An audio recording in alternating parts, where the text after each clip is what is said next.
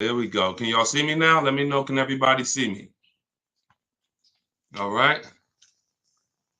Let's see. I see we got VA Beach. We got Connecticut. Let's give people a chance to come on all platforms. By the way, y'all, we're streaming live on Facebook, Instagram, YouTube, and TikTok.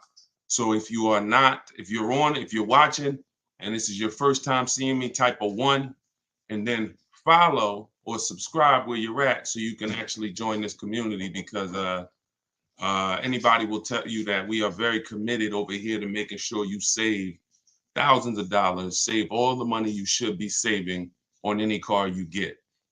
So shout out to the sharers. Welcome. I see the ones. Welcome to the people who are checking in for the first time. So we're gonna be doing a lot of Q&A. I want y'all to really get your questions ready. If you are shopping for a car, get your questions ready. Tag a friend, hit the share button, and let's light up TikTok with the likes, so we can make sure that we letting people know. I see we got about 300-400 people between all the platforms. We actually got about 500 people right now. So let's get going. By the way, if you don't know, my new digital book, Car Shopping for People That Hate Car Shopping, is now officially launched. So I'm excited about that. You can get it anytime while you're watching for 75% off by going to my TikTok bio or my Instagram bio. You got 75% off for I believe 30 minutes. And if you're watching on YouTube or Facebook, let me put up the banner so that you guys can get yours. You could go to deshonsbook.com, or you can scan the QR code. All right, so let's get to it. Do we wait till the election to buy a car? I wouldn't. You know what? I would be in the market early. There's two very important dates y'all have to remember when you're car shopping. Two very important dates. And this will help you to not procrastinate, but it'll also help you not to rush. Your first date is the as soon as date. Remember that. What is the as soon as date? That's the soonest you could buy a car. That's the soonest you can accept a deal. We call this the as soon as date. So if you are watching, if you're watching and you're like, Deshone, I could buy a car tomorrow. There's nothing stopping me. Then that means your as soon as date is tomorrow. Now you might be saying, Deshone, I'm waiting for my taxes. I'm waiting for my taxes to come. I want to have some money down. Then your as soon as date will be when your taxes come. See, your as soon as date is always when you are able to accept the deal. Now, second date is your no later than date. That is your deadline. That is I can't have a car later than this date. Now, some of you, that could be the same day. But most times you have a week. Like, okay, Deshone, I could get a car today, and my no later than date is like the end of this month because I'm in a rental right now. The point is, the difference between those two dates is your leverage. I've had people who I help shop, when I show them these two dates, they might have 3 months in between. Deshone, I could get a car now, or I could wait up till June 1st when I retire, whatever. That means that's your leverage. That's your time for watching the market, because your deals change, price trends change. Whether you're shopping new car, used car, lease, the price is going to change monthly. You're going to see, and it's very important that you have these two dates so that you know, all right, and you also pay attention whenever you find a car that you like and you're ready to actually get an offer on it. We always let the dealer know, I can accept the deal today, but I'm not, I don't need to accept the deal until, and then you tell them you're no later than date. We do all of this by email, by the way. But if you're going to do it verbally, that's fine too. But it's very important, because when you tell them you're no later than date, now they see you're not desperate. Now they see, oh, if I have a car coming next week, oh, I got this car coming in the way you want it, but it won't be here until a month from now. We're in, it won't be here for another 30 days. Is that okay? This is one of the benefits of not rushing. Now, if you're an emergency, I understand. But when you ask, should we wait until the election to buy a car? I'm telling you that you should be using all your time in between those windows to shop the market, look at offers, say no to bad offers, and accept good offers. That's the name of the game. That's leverage. What about leasing cars? Somebody said on TikTok. I see we lighting up the likes on TikTok. I appreciate it. Could everybody who shares If you are a sharer, I know not everybody's a sharer. If you are, could everybody share this broadcast with somebody? Tag somebody or hit that share button. I appreciate it. Shout out to the sharers. I see you, B. Lower. Thank you for sharing. What about leasing cars? Is that a good idea? Absolutely, y'all. Listen, the biggest thing that has been taught the wrong way is that leasing cars is the most expensive way to own a car. It's a lie. If you are not keeping a car more than 8 years, you are losing thousands of dollars not leasing. I'm gonna give you an example. I'm gonna put up on the screen right here. This is Taupe. Taupe, she leased a BMW. You can see right here that the MSRP of the BMW was $54,750. Now, just in case y'all are not aware of how much a payment would be on a $54,000, who remembers what I said? Every $5,000 on a loan is how much per month? Let me see who's seen that video. Who remembers? Every $5,000 on a loan is how much per month? Every $5,000 you borrow is at $100 a month. Exactly. Every $5,000. I don't even know if I asked the question right. Every $5,000 is $100 a month on a 5-year loan. So when you look at a car and you're talking about 50,000, that's $1,000 a month payment, y'all, for 5 years. That's $1,000. So there are people driving the same BMW that Taupe right here is driving, that I'm showing on YouTube and Facebook and Instagram, and they're paying $1,000 a month. She's paying $690. So when we talk about leasing, if you know how to get great lease deals, because great lease deals are not advertised, pay no attention to these commercials that y'all see that say, come lease this car for, $490 a month with $4,200 do it signing. No, all of that stuff you're going to learn the more you stick around, the more you hang around here, like the more you learn from me. We don't believe marketing, y'all. They don't advertise great deals. So that's the whole thing. Leasing is for people who don't keep their cars. If you do not keep your cars more than 8 years, you are losing thousands not leasing cars. Because the person who leases and gets great lease deals, you're just going to pay so you're going to pay so little of a payment compared to the car you're buying. So like I said, that person who's Taupe is paying $690, there's another person paying $1,000 a month. There's another person paying $1,100 a month. There's another person paying $950 a month. She's paying $690. It's no comparison. So you got to know when leasing is right for you. That's if you're not keeping your cars 8 years, and you have to know how to get great lease deals. And that comes through competitive bids, multiple offers, y'all. When you start using bids, and I want you to use this, your next car who's shopping for a car now or in the next 12 months? Type me in the comments. Let me get a clear indicator. I want you using, let me put the banner back up for the book. All of you who don't know, my new book is 75% off for a few minutes while you're here, while you're watching. You can get it for $75. It's a digital book. You can download it and start using it immediately. So all of you who are saying me, this is what I need you to know. I need you to know that your next purchase needs to be, if you truly want to save money and you truly want to have peace of mind and a guarantee that you paid less than anyone, you must use bids. You must step out of this one-to-one, and you must start shopping multiple dealers against each other. And that's what when you see how much money you're going to save doing this, you'll never go back to the whole way. That is what I call the new way. And you must do that to reveal the true saving, the rebate. Some of you don't know that there's rebates that are unadvertised that you'll never know about. There's sometimes people may give you some of the rebate, or they might give you none of it, or you might not know about it. Sometimes you can qualify for conquest rebate depending on what car you have. Oh, listen, this is important. I want to give y'all real quick, and then we're going to keep the Q&A moving, what a dealer must have to give you an offer online. I want y'all to remember this. If it's in the book, but I want you to remember this, because half the time we can't get a quote because we're not giving the dealer everything they need to give us a quote. So here are the things we must have to get a quote online. We must have our zip code. The dealer must have our zip code because they can't give us a quote including tax. Must have our zip code. Must have what we do for a living. Now, if you're shopping for a used car, this is not going to apply.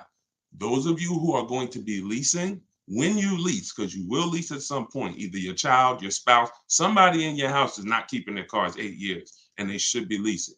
So when you're leasing or when you're buying brand new, this is what the dealer must have to provide a quote for you. Can we keep shooting the likes up on TikTok? I appreciate y'all. We see the likes in the top left already going crazy. Thank you so much. They must have zip code. They must have what we do for a living to see if there's any rebates we qualify for. They must have our title. So if you're an attorney, they want to know you're an attorney because there may be rebates you qualify for. What vehicles are in your household to see rebate you qualify for. See, the reason why y'all notice, who's ever tried to get quotes or tried to shop online and they saw, man, this is difficult, they're making it hard, or man, why am I not getting the information I need? Who's had that experience?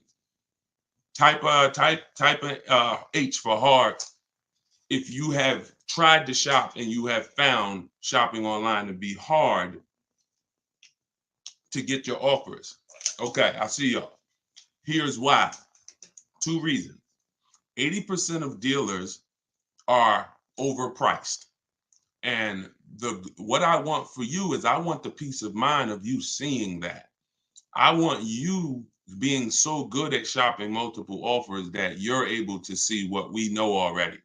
The people who have been using what I teach, using the stuff in my book, using the stuff in our video library, Cars from Home, we know 80% of dealers are absolutely going to try to overcharge you. And you're going to see that when you look at their offers while you sit at home or while you're at work. That's when you're going to see, wow, a lot of these deals are overpriced, but some aren't. Here's the key, y'all. I see everybody sharing. Appreciate y'all. This is the key. Some aren't. Some are going to beat their competition. And when you use these strategies, you want to make sure that you are absolutely that's the first reason. 80% of this is the reason why it may have been hard for you to shop online. 80% of dealers are going to make it hard. They're trying to make all the money they can. They're trying to make thousands upon thousands of dollars every car. They're not interested in beating their competition. They're interested in making sure they can make the most money possible each car. That's 80%. So now the 20%, the reason why it's hard for you to get offers from them is because we're not giving them everything that they need. In order to beat the competition, in order to make sure that you have a price quote that beats everybody else, the dealer must know what you do for a living, where you work at, any affiliations you have in terms of Costco, in terms of AAA, in terms of any affiliations. You never know when a particular brand is doing a rebate with a particular organization for that month. Remember I said earlier, the deals change month to month. So we need to know every single car in your household, and if you lease it or if you own it. Because again, there might be a loyalty rebate or there might be a conquest rebate. And then here's what we do when we contact. In my book, you're using all my contact. You're saying exactly what I would tell you to say. Thank you, Peyton. You're not making up your own. That's why I want you to get the book. It should, let me know. Somebody said it's still showing the normal price. Let me reset. It should be showing the 75% off price. If you're on Instagram, go to my Instagram bio. You're not going to leave the broadcast. If you're on TikTok, go to my TikTok bio. Let me know when you try to get your copy, if it's showing the 75% off price. And I'll try to reset it. So let me get back here. Okay. My wife is going in for a recall for her car today. She has 6 months left, 6 months left on the lease, and the sales department reached out and asked if she wants to look at a new lease. So who has dealers calling them, asking them to come in and saying, hey, we'll buy your car, we'll look at, we'll get you out of your car, we'll upgrade you, we'll try to keep your payment the same. Who has dealers calling, reaching out to them saying that? Type me if you're experiencing that right now, or if you have experienced that. Okay, Lynn has, I see you. What's up, JRP, watching in New Jersey? Great to see you. Okay, so Jan, so a lot of people, all right, look, a lot of people, all right, I see Kim Breeze.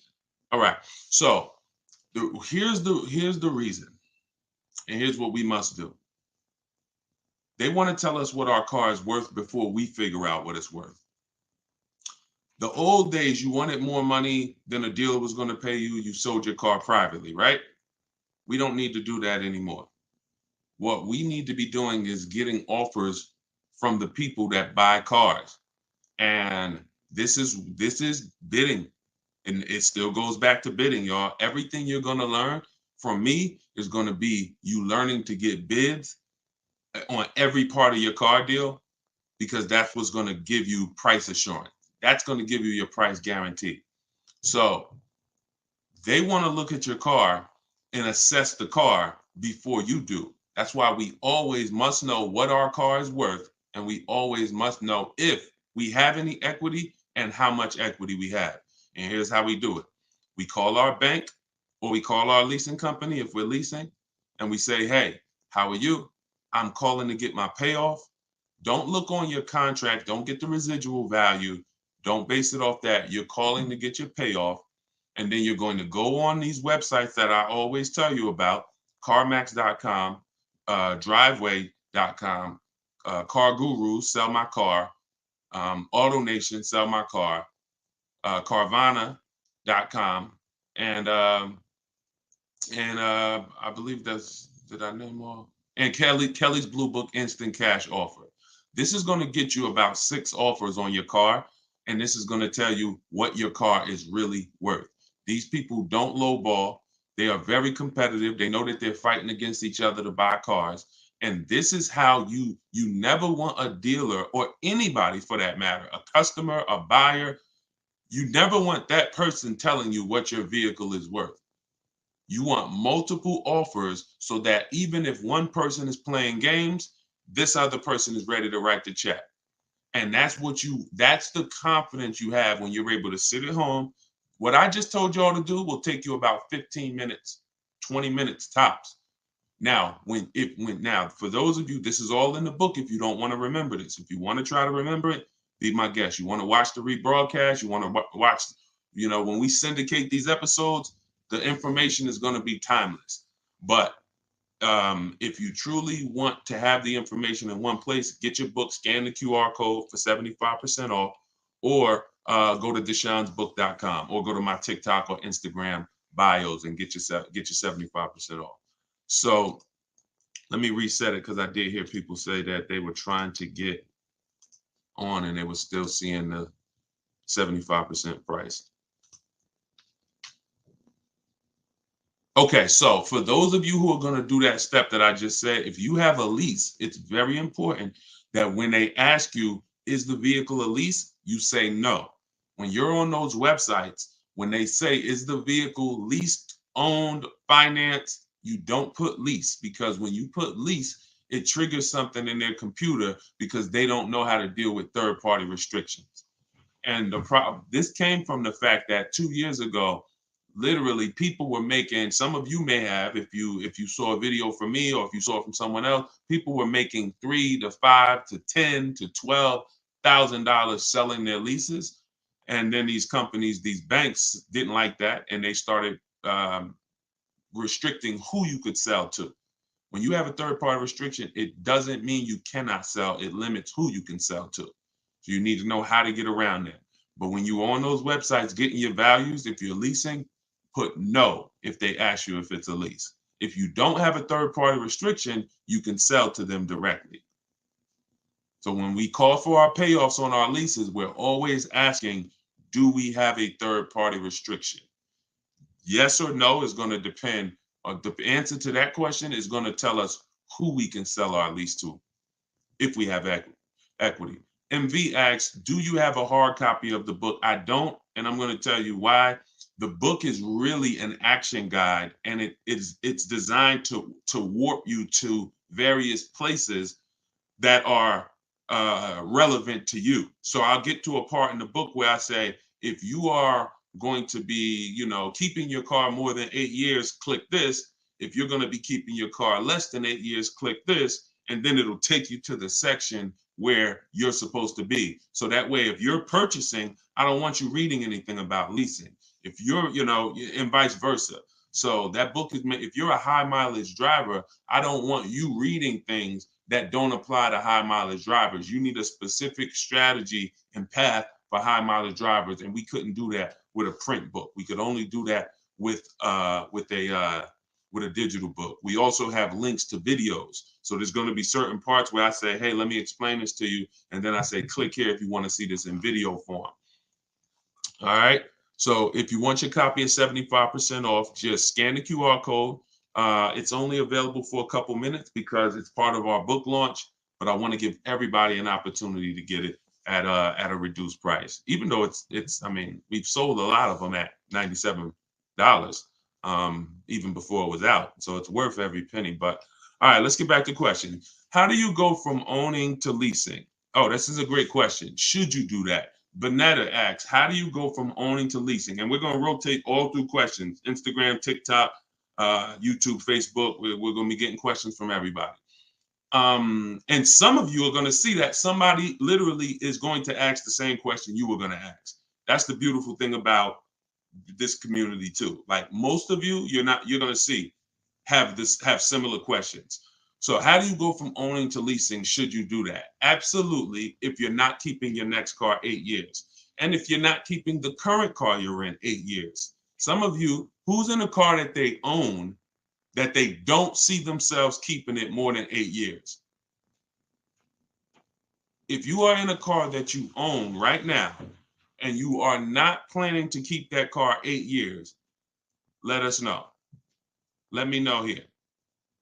Because you're exactly who Bonetta just asked this question about. Me, but only because I need more space now. Now that happens sometimes, Keisha. That's one of the reasons I explained that on another broadcast. One of the reasons people have negative equity is you switch cars and it's an emergency. That's understandable. We don't want that happening too much, but it's allowable. Okay, so I see Richard Hampton on Instagram. I see Key Cole. All right. Okay. So if you're in a car that you own and you're not keeping it 8 years, then you should be, unless one exception is if you buy inexpensive cars. Sometimes we buy $5,000 cars, $7,000 cars, inexpensive cars under $10,000 basically.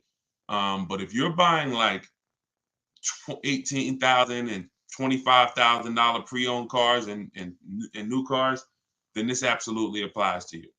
If you're not keeping your car 8 years, then you should be looking to transition out of that car into a lease because you're going to drive a better product for the money you're paying. Right now, when you look at what you're paying, you're not driving the most for your money because you bought a car and it's going down in value every day versus somebody like this young lady. Like this guy, Greg. If you're on Facebook and Instagram and YouTube, you can see this. Look, this is a $56,000 vehicle, y'all. Look at this. He just got this Kia. You can see the date, February 9th, he picked it up. Look at the payment. It's $527 a month, y'all. You need to grasp that there are people who are driving this car now because they were taught never to lease, and they are paying a $56,000 car is an $1,100 a month car payment all day long. 56. We're not even talking about the taxes and fees. Let's assume that he got the $7,500 rebate. We're probably going to finance around $55,000. That is $1,100 a month, y'all. It doesn't surprise me when I see these videos where they're showing, the average car payment is over $1,000, or look how many people have payments of $1,000 or more. Yeah, because you can't even get a $56,000 car without going over $1,000 unless you just put a ton of money down. But look at the lease deal that Greg got, $527. You think he cares about anybody who taught him that I shouldn't be leasing? Look at what I'm driving. Look at what I'm paying. Look at what I'm driving. And look at what other people are paying for the same vehicle that I'm driving. Other people, because they were told, I own my car. Yeah, you pulling up next to me at the traffic light, and we both in the same exact car. Oh, man, that's a nice car, man. Is that the same car? We got the same car. Yeah, yours is nice, man. I like that car. And if you don't mind me asking, man, this thing expensive, man. How much you paying for yours? Um, Man, I don't want to, I got a pretty good deal on it, man.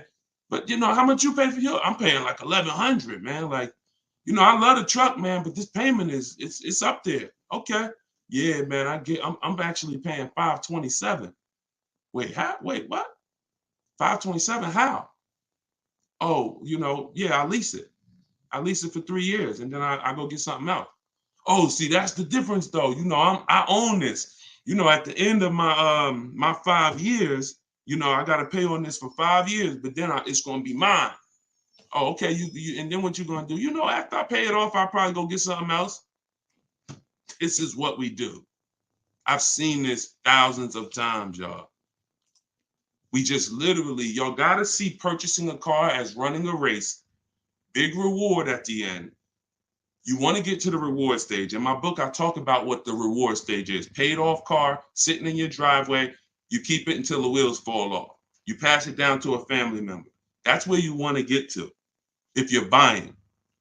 But if you're not a long-term person and you're not keeping cars that long, you should not be buying them. You're losing thousands compared to a person who is getting great lease deals. So that's why I say, somebody asked, Bonetta asked, should we go from a purchase owning to a lease? Absolutely. Absolutely. If you're not keeping your cars 8 years, you should be looking and saying, okay, what's the point of staying in this car right now when I can go and I can transition to something that will be better and that'll set me up for my long-term strategies? I'm good for 3 years and I'm driving a great car because all leases are brand new. All right, let me put the banner back up. And we will, oh, look, y'all, by the way, car shopping for people that hate car shopping. My book that we've been talking about the whole broadcast, we are rated 4.94 on goodreads.com. I appreciate everybody who's taken the time to rate the book, to review the book. We have 27 reviews. And the book hasn't even been out yet. It's not even officially out, but we're already at a 4.94. So I ask you, after you use it, I'm excited to hear your success story, but I also ask that you will review it. So just download your copy now. Go to deshonsbook.com, or you can scan the QR code on the screen. All right, let's get back to the questions. Oh, if you're on TikTok or Instagram, you can go to my bio and get your copy. All right, let me go to Instagram. All right, let's go to Instagram for our next question. Hold on. Let me put down this question. Okay, so I just closed out a Cars from Home lesson, and here you are live. What's so? Yes, we got a couple people in here in Cars from Home, which is my video library. Of course, I have everything in video form. I just want y'all to have the information. You could get it all for free all over my pages. Any type of video, used cars, leases, they're all over. Or you could get it in one place in the book. I just want y'all to have the information. Certified pre-owned. So I'm about to tear your name up. I'm sorry. Charmel. Okay, Charmel on Instagram as certified pre-owned. So very common concern is thinking, okay, if I'm shopping for a pre-owned car, let me get a certified pre-owned. How do we determine if the additional money that they charge for certified pre-owned is worth it? We got to know, y'all, you could get a great car even if it's not certified. In fact, when we're looking at a used car, these are the things that determine if we're getting a great used car right here. These things determine. First, the title history. We need to look at that title, which means we have to see the Carfax. Listen, watch this. I'm about to give y'all my strategy for getting, this is all in the book, but I'm going to give you my strategy for how we get free Carfaxes. Who's ready? Listen, If y'all want my strategy for how, and I'm going to give it to you, but I just want to build some anticipation. If you want my strategy for how we get free Carfaxes, I want you to type CF for Carfax. CF. You must see the title history of the car. Carfax is the most reputable, the most comprehensive history report. And I hate that they have a little bit of a monopoly on the market, but we can't do anything about it. Now, you also have AutoCheck, which is it's an Experian product, but it doesn't give you the service records. So the first thing, watch this, y'all, we need to see the title, and we want to try to get Carfaxes for free. When we are on these marketplaces, Auto Trader, Cars.com, Car Gurus, Carfax.com, Driveway.com, everywhere there's cars, CarMax, Carvana, we use every single marketplace, y'all, because when you're not looking at the marketplaces, it's like you not looking at Walmart.com, you only shop from Amazon. Wait, why you're not going to check Walmart? No, I really want to do Amazon. You don't, well, what if there's a great deal on Walmart? So we must shop everywhere there are used cars. Now, when you're on these marketplaces, you're either going to see free Carfax underneath the listing, or you're going to say, or it's going to say, click here to buy a Carfax. Before you do that, you want to click on the link where it says, go to the dealer's website, because many dealers have a contract with Carfax. So what happens is they're allowed to pull an unlimited number of Carfaxes on their website within their dealership, but they are not able to put that on the marketplace because the marketplace is not their dealership. So what we do is we'll literally go to the dealer's website, and you will sometimes, at least half the time, you will see underneath the listing free Carfax on the dealer's site. That is how you get around paying for a Carfax most of the time. Now, once you have the Carfax, we are looking, this is all in the book. So you could try to remember this, or you could just get the book, Car Shopping for People That Hate Car Shopping, 7 Steps to Saving Time, Money, and Avoiding Dealerships. You can download your copy in my Instagram bio or my TikTok bio at 75% off. So you ain't even got to worry about remembering this. Or you could go to deshonsbook.com or scan the QR code on the screen.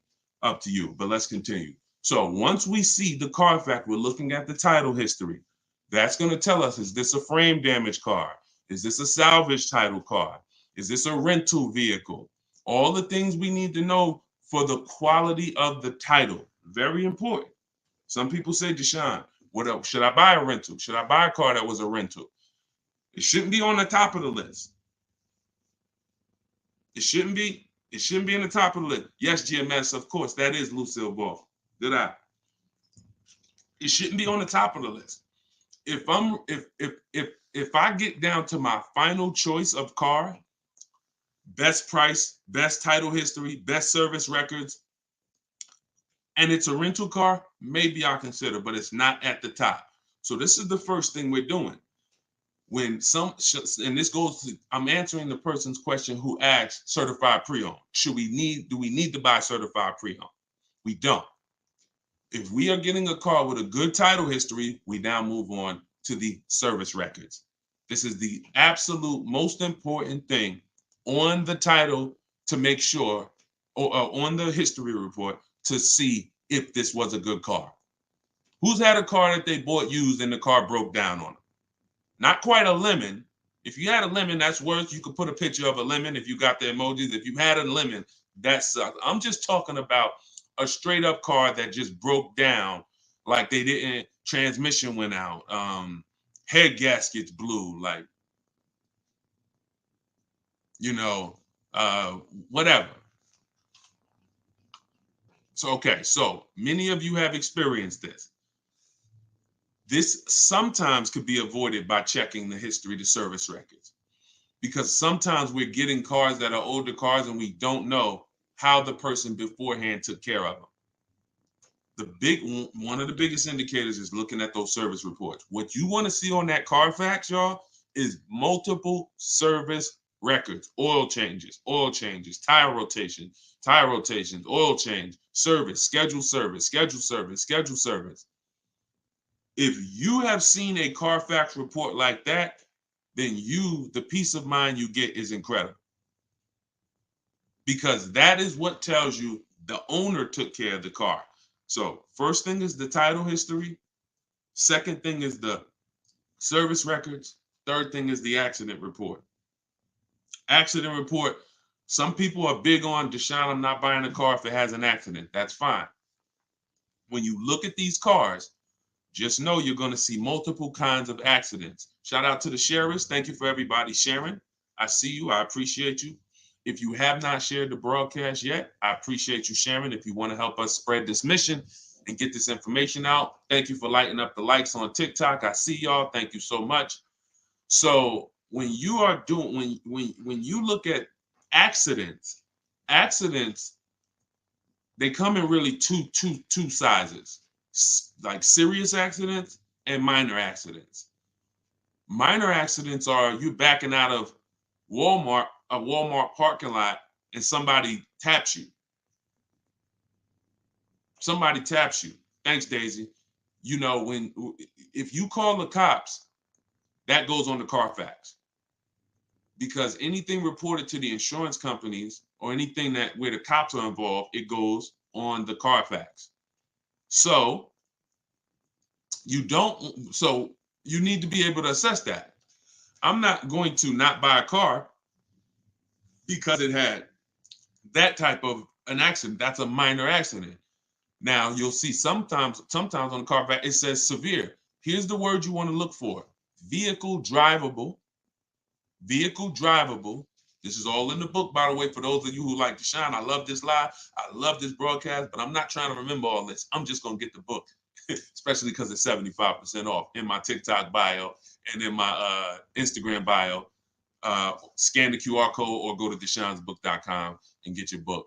So when you're looking at accidents, if you see vehicle drivable, then that means the vehicle left the scene drivable. That's a good sign. If you see vehicle towed, not a good sign. I would pass on that car. Or just be aware that this vehicle was in an accident. It was so severe the vehicle had to be towed. If you see airbags deployed, that's a more serious sign. So again, I'm not going to tell you, just like with the rental cars, if I go buy a car, should you buy a rental? I'm not going to tell you you shouldn't. I'm going to tell you it shouldn't be high on your list, because it needs to end up being the best value. And it's just like that with a minor accident. Minor accident, I'm not going to run away from it, but it also needs to be less money than the other cars. So I'm not going to pay, you're not going to pay, and I'm not going to counsel you to pay the same price for a car that has a minor accident on it as you would pay for a vehicle that doesn't. But if you get those three things in order, I don't need a certified car. Those three things right there tell us whether the car is a good car, a lot more than them taking it through a certification process where they check, the components on the car and they try to restore them back to their new condition. Because if you could get a car that wasn't serviced and they certify it, it doesn't have those service records that we just talked about. I would place that car lower on the list. Lower on the list. All right. So that's how we judge. What are your thoughts on Mach-E, lease or buy? APR 72 months. Jamal asks, what is my opinion on the Mach-E, lease or buy? So lease or buy is how long you're gonna keep the car. I want y'all to type. Listen, as you come in, let me know how long on average how many years are you going to keep your next car? Come on, let's light up the chat. Everybody who's in the market for a car or will be soon, I want you to throw this out. How many years are you going to keep your next car? Okay, Houston Sage said 14 to 15. Okay, Sony said 3. Okay, Bonetta said 5. Okay, It's World said 3. As you come in, let me know how many years do you plan on keeping your next car. Let's get an idea of what we of our plan. 5 to 10. Okay, I see Connie said 10. Okay, I see Sunshine Valentine said 5 years. Okay, JC said 10. Okay, Jamal Jackson said I'm a keeper. Okay, you got Paul said 4. Okay, so Jamal, ask the question, buy or lease. If your answer to that question that I just asked you begins, if it's 8 or more, then you should be buying your next car. If it's 7 or less, then you should be leasing your next car. I know some of you may have been taught never lease a car. If that was you, type never. If you were taught never lease a car, I want you to type never, because we need to set you free from bad information that you've gotten for way too long. The good thing is I don't have to convince you emotionally. I can actually show you with numbers. Thank you, Dad. I appreciate it. Thank you to the people giving gifts on TikTok. Thank you to everybody sending stars. See, I'm not going to ever tell you you should be leasing based on an emotional decision. I'm going to tell you that I know the numbers.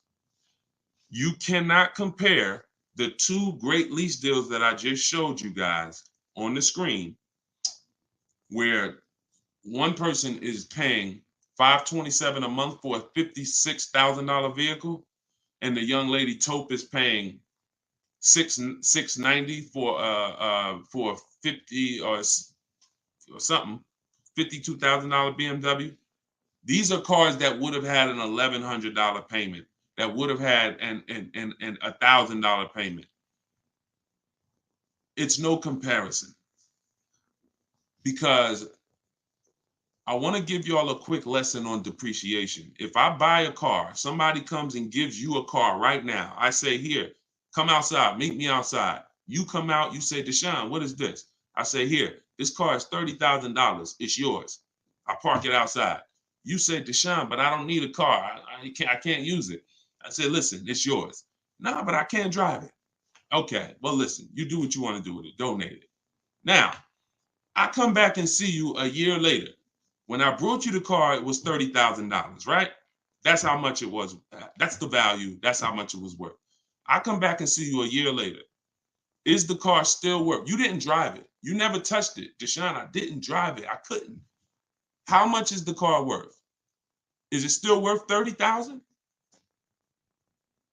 Remember, you own it. You didn't lease it. You own it. Thank you, Black. Thank you, JC. No, not even because of mileage, JC. There's no mileage. You didn't drive it. I want y'all. This is a lesson in depreciation, y'all. If you never forget that lesson, if you never forget that, that is what, because people will tell you you don't lease because you want to drive as much as you want to drive. Oh, I like to drive as much as I want to drive, so I don't want to lease. I don't want to pay for mileage. That's what people will say. But if you understand that your car loses value, which means you lose money every single day, whether you own it or lease it, now you're starting to see how you can understand leasing. Whether I buy my car or not, if my car is sitting out there for 2 days, it is worth less in 2 days than it's worth today. Might be $25 less. It doesn't matter. It's worth less, right? Whether I put them out. Now, if I go drive this car, let's just say today, I drive this car right now, 24 hours. I drive straight to Florida for 24 hours. I put, round trip, 2 days. I come back, put 3,000 miles on my car. Isn't it worth less in 2 days, right? Why? Because I just depreciated it more. And depreciation it controls my equity. It controls what my asset is worth. So stop believing people when they say things like a car isn't an investment. It might not be an investment you make money on, but if you were going to sell your car tonight, for $20,000, and daggone a tree falls on the car right now, is that car worth $20,000 tomorrow? Right? Now you'll see. It's reduced. So this is how we have to look at cars. We have to really realize that whether I buy that thing or whether I lease it, I am paying for what I use. Here's what we're doing when we're leasing, though. We're saying to ourselves, can I lease and pay less in depreciation over a 3-year period than if I purchased? Got bad news for a lot of people. They bought cars that ended up being on the worst depreciated car list in history. Cadillac Escalade was one of them at one point. It may not be there now, but a few years ago, Cadillac Escalade was on the top 10 greatest depreciating cars. What does that mean? That means you bought one for 90, in 3 years, it was worth 50. You lost $40,000 or more of value in 3 years. They were even saying it was really losing half of its value in 3 years.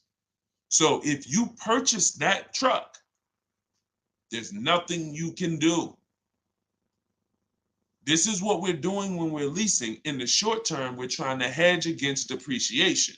We're trying to say, if I get a great lease deal on this vehicle, I'm protected against depreciation, normal depreciation. You saw what Taupe is paying for her BMW. Had she bought that BMW, she would not have been able to pay that small amount of money over 3 years and protect against the normal depreciation of the vehicle.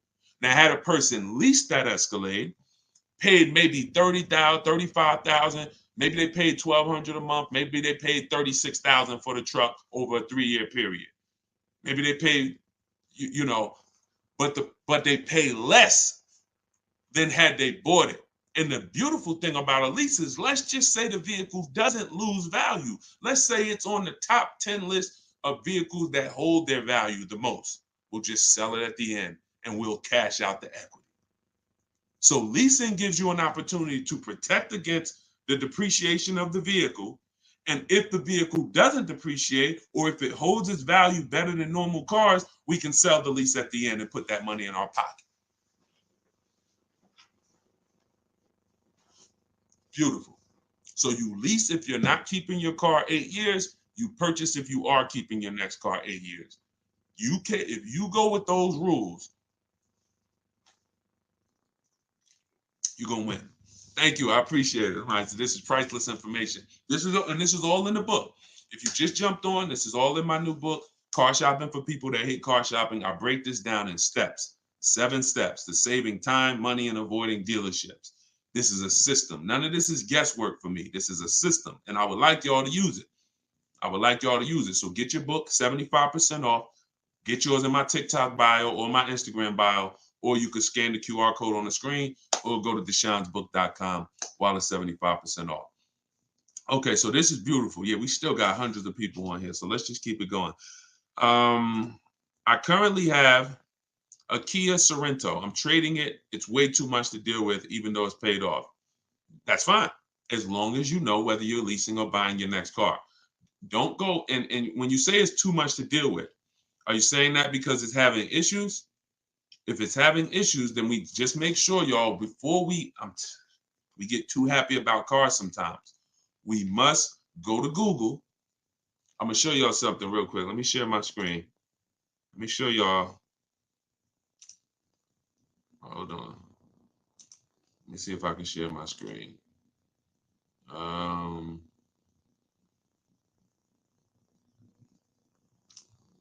right, here we go. So this is what we do. This is how simple it is to do a reliability check on a car. And you take 3 minutes. You do this any car you want to look at, any car you're considering. You go right to Google. let's say I'm looking at a 2020, Nissan Altima. I'm going to type this in, 2020 Nissan Altima reliability. And then I'm going to look at the first couple articles. Now look at this, 2020 Nissan Altima. You got to put in the year that you're looking for. 2020 Nissan Altima predicted reliability score of 79. That's not great. That's not great. And here's the thing, reliability is the first 3 years of the vehicle's life.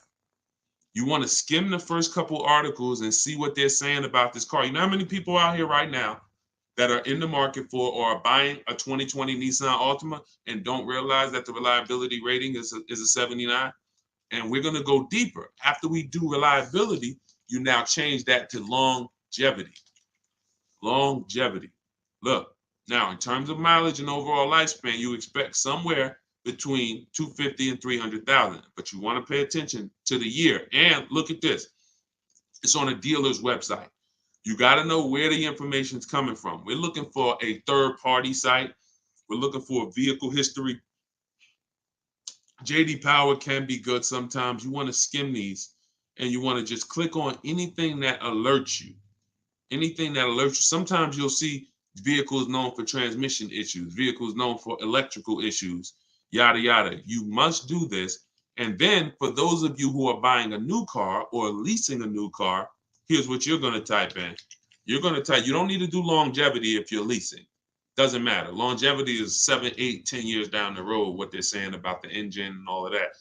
But you want to do 2020 Maserati Ghibli. You want to type in initial quality. Initial quality is your first 90 days. And you want to skim that. That's when people get this car. What are they saying about this car in the first 90 days that they have it? That's initial quality. So if that car is in the shop, if that car is having issues, if the technology is difficult to use or understand, that's stuff that's going to show on these three things. So that's how you check, y'all, to protect these small things that I'm showing you. These things don't take time. It don't take a lot of time.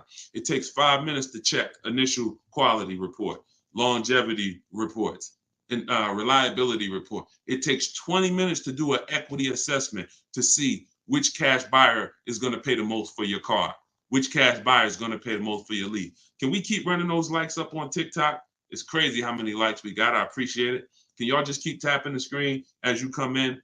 And shout out to the sharers. Appreciate everybody. That stuff. See, so it's not that you're not doing things that are costing you money because you just don't want to do them or because they take a lot of time. That's not the reason you haven't been doing these things.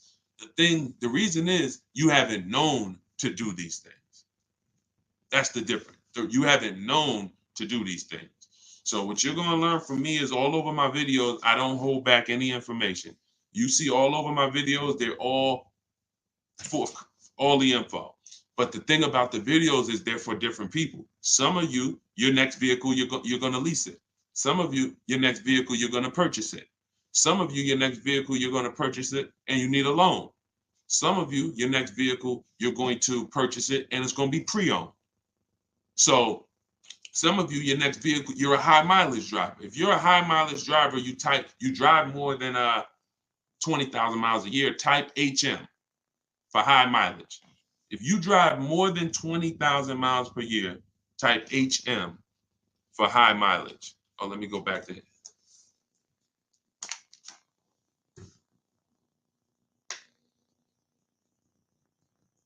So all of you who are high mileage, I don't know why we get kicked out of Instagram. Okay. I think we got kicked out of Instagram. Let's see. Are we still?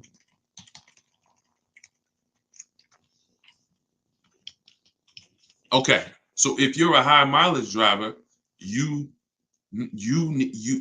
see some videos in there for you. So the reason why I said I don't want y'all going through all the videos is because I know that those videos are for like 16 different types of people. And I don't want you getting confused saying, wow, is this for me? Oh, no, he's talking about leasing in this video. Oh, is this for me? Oh, no, this is for high mileage people. But when you get the book, get your book 75% off. Normal price is $97. You go get it for $24. You get it for 75% off, and you use it immediately. And you're going to see that there's a path just for you if you want all the information in one spot. So it's up to you. I'm always going to give all the information, but if you want it all in one spot, then go download your copy of Car Shopping for people that hate car shopping. All right, let's see. All right, we'll do a couple more before we jump. Let's go. Purchase by from dealership. You own the equity in that vehicle. Hold on, I'm trying to see which question. Initial quality. It's not the initial quality report. I just skimmed through the website. I skimmed through what the third-party website said. How do we get one-on-one consultation? I don't do one-on-one consultations. I do have a video version of my book called Cars from Home University. It's a visual library where instead of it being in text, instead of being written, it's in step-by-step videos. And then I have people that I work with in my coaching program who are in that, but I don't do one-on-one. Hold on. Let me know if y'all can still hear me. I get a lot better results coaching hundreds of people at one time. And I found like your situation is not special. That is really to say that I have worked with so many people. There's only about 16 different situations in car buying.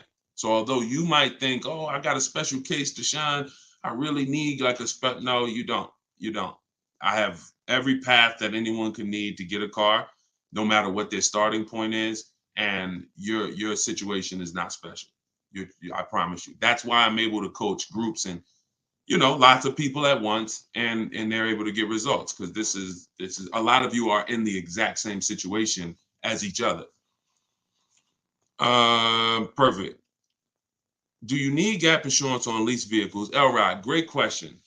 Now most leases used to include gap insurance, but you never want to assume it, because Chase a couple years ago, when they were doing Mazda's leases, out of nowhere they just snatched the gap insurance from being included. I think it was Chase. So you want to make sure that whenever you are getting a lease offer, you are asking them to include gap insurance. They might say, oh, gap is already included. That's fine. But make sure, because sometimes they'll actually try to tell you about it later, and you'll say, wow, and I thought it was included. No, they stopped including it, and now it's $250, or it's extra, it's an extra $18 a month, So make sure when you are getting your offers, you are always getting it with gap insurance. Whenever we send, like, we do this by email. So those of you who are using the book, doing this by email allows you to keep everything organized. We don't use our personal email, but we always, when you send my template, it says on there, please make sure you include gap insurance. It also says, please only give us quotes with first month's payment out of pocket. No down payments. No, sometimes they don't listen and you got to rewrite them, but we have the scripts. So in my book are a bunch of scripts. So you don't have to figure out what you're going to say. I'm telling you what to say. But what you should be letting them know is to always include gap insurance in your lease quotes at all times, just in case it's not. Where can you find zero due at signing leases? There's no zero. You could get zero due at signing with any lease. The money you see in marketing commercials, those are not real. Those are just crafted, customized offers. They're not deals. None of those commercials that y'all see about leasing a car is a deal. Like, these are great deals are not advertised. When you saw what Tope was paying for her car, you saw what Greg is paying for his vehicle. I'm going to show y'all, like, whenever you see somebody who's getting a deal, if I told them how to get a deal, that's not a deal that would ever be on a commercial. That's not a deal that would ever be even public. That's a deal probably one manager knew about and said, man, we ain't making no money on this. All right, go ahead. Let's go ahead and get the deal done. And he just reluctantly wanted to do it, didn't want to do it, but said, all right, let me do it. That's a deal. Everybody in the place ain't getting deals. They're just paying regular prices. And most of you, once you start getting bids the way I teach, once you step out of the old way of car shopping, you'll see that some of you weren't getting deals in the past. You were really just paying the regular prices. Okay, we need to guarantee we are getting deals, and we need to guarantee we are paying less than everyone. But when it comes to zero down, no problem. We get zero down. All of these people that you're going to see as I share with you, there's not many people that have learned from me that have put money down on a lease. Sometimes if you can get the lease deal at the price you want with no money down, do it. But there is a place for down payments. We used to lease S classes out, and sometimes we get a crazy deal, and it'd be like $1,200 a month. $1,200 a month on an S class back then was ridiculous. It's $20,000 vehicle. So it was $1,200 a month was ridiculous. And then you'll look and say, what if I can't afford $1,200? Or what? Not even I can't afford it. I don't want my payment to be $1,200. So what I'll do is I'll put a couple thousand down. I'll bring my payment down to $999. I'll bring my payment down to $900, whatever. As long as I verify I got a deal first. What you're going to learn from me, those of you who have my book and those who are watching the videos, you will learn we never put a down payment down until after we've already confirmed we got a great deal. Once you confirm you got a great deal, that's when you can put down payments down to lower your payment. But down payment has nothing to do with your deal. It has nothing to do with if you got a deal. Oh, I got a deal, man. How you know? And I ain't have to put no money down. That's not a deal. I'm sorry to tell you. The deal is, I shop multiple dealers for this car. One dealer wanted to charge me this. One dealer wanted to charge me this. This dealer took off $3,000. This dealer took off $5,000. And then I went with this dealer that took off $6,000. He beat everybody.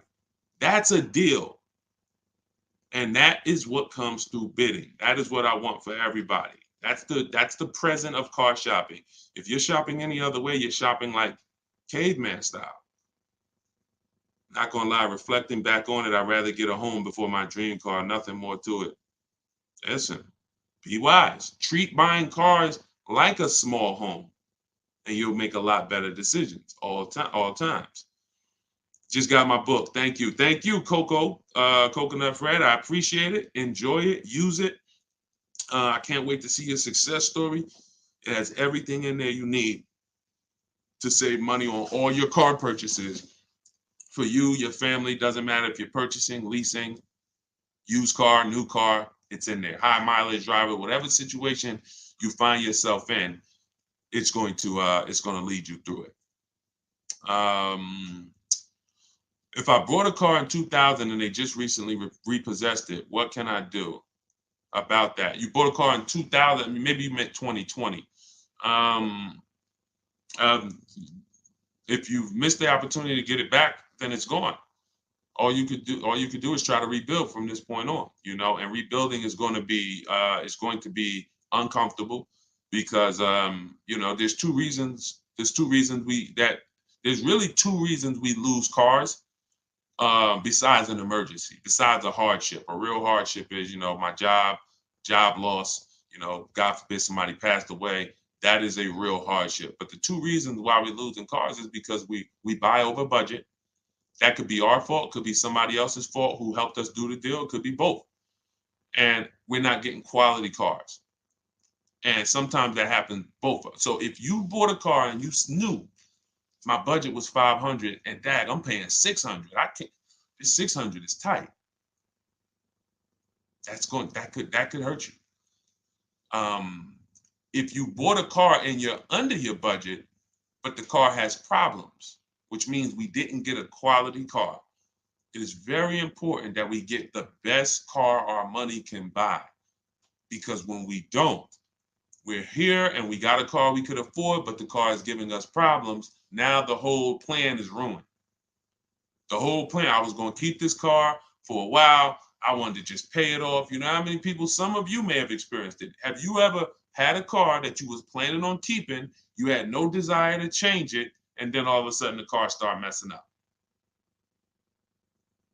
If you understand that, that's the second reason why people lose cars. Cars acting up. So we got to get a quality car, and we have to buy a car below our budget. That is the key to not losing these cars, because sometimes they both hit you at once.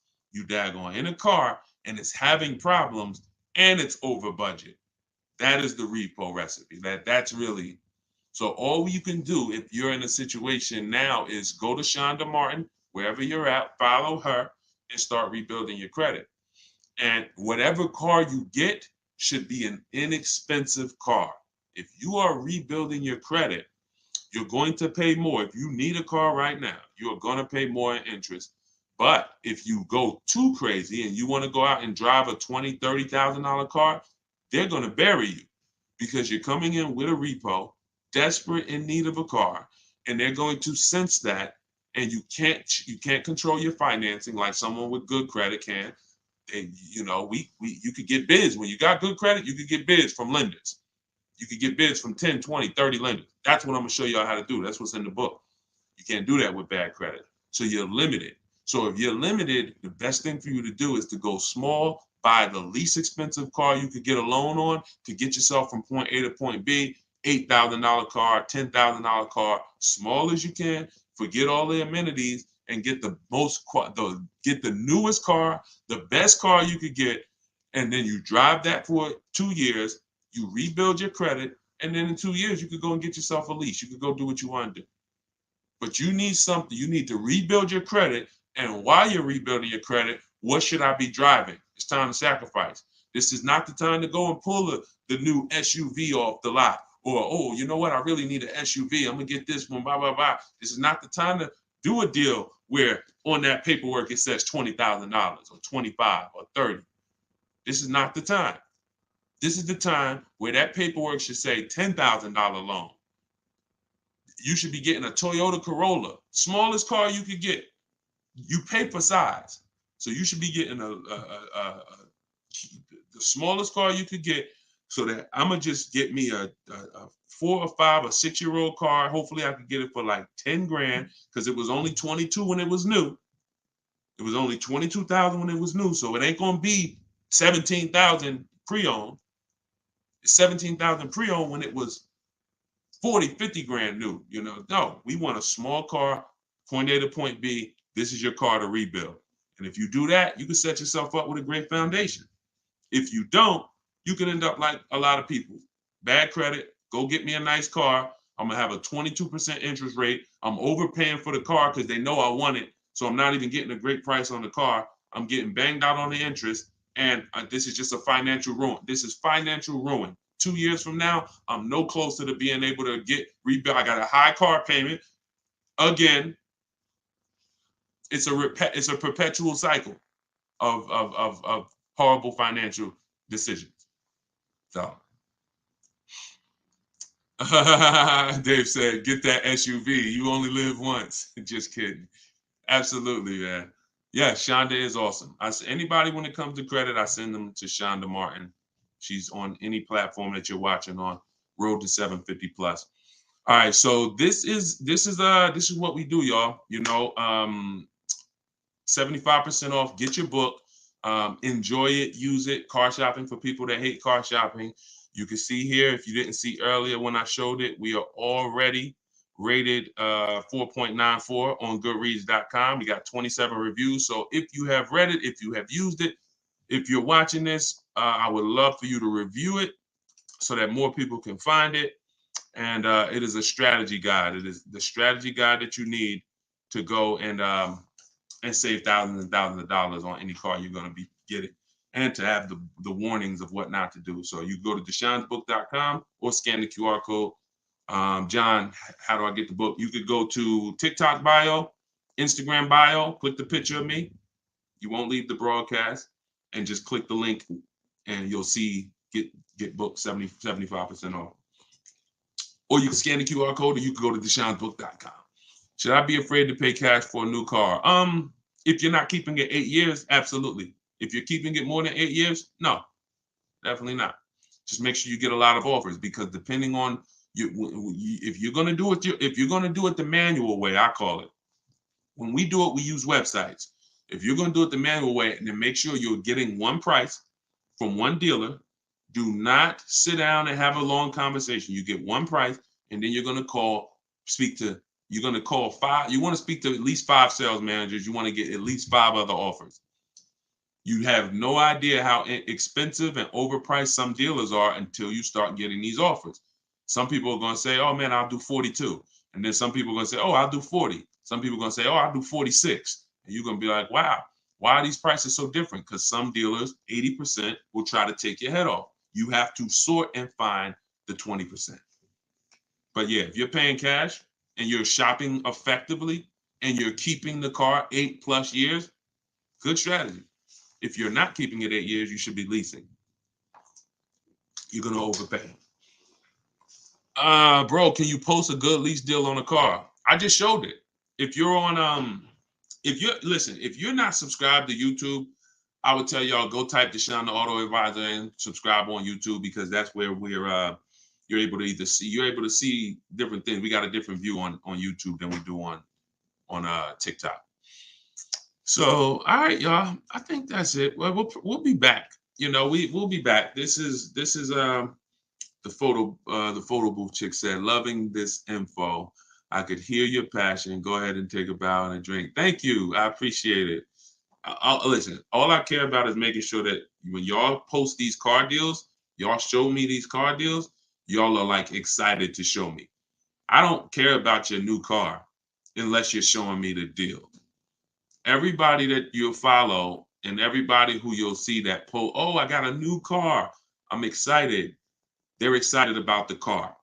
When y'all use this stuff that I'm showing you, you're going to be just as excited about the price you pay.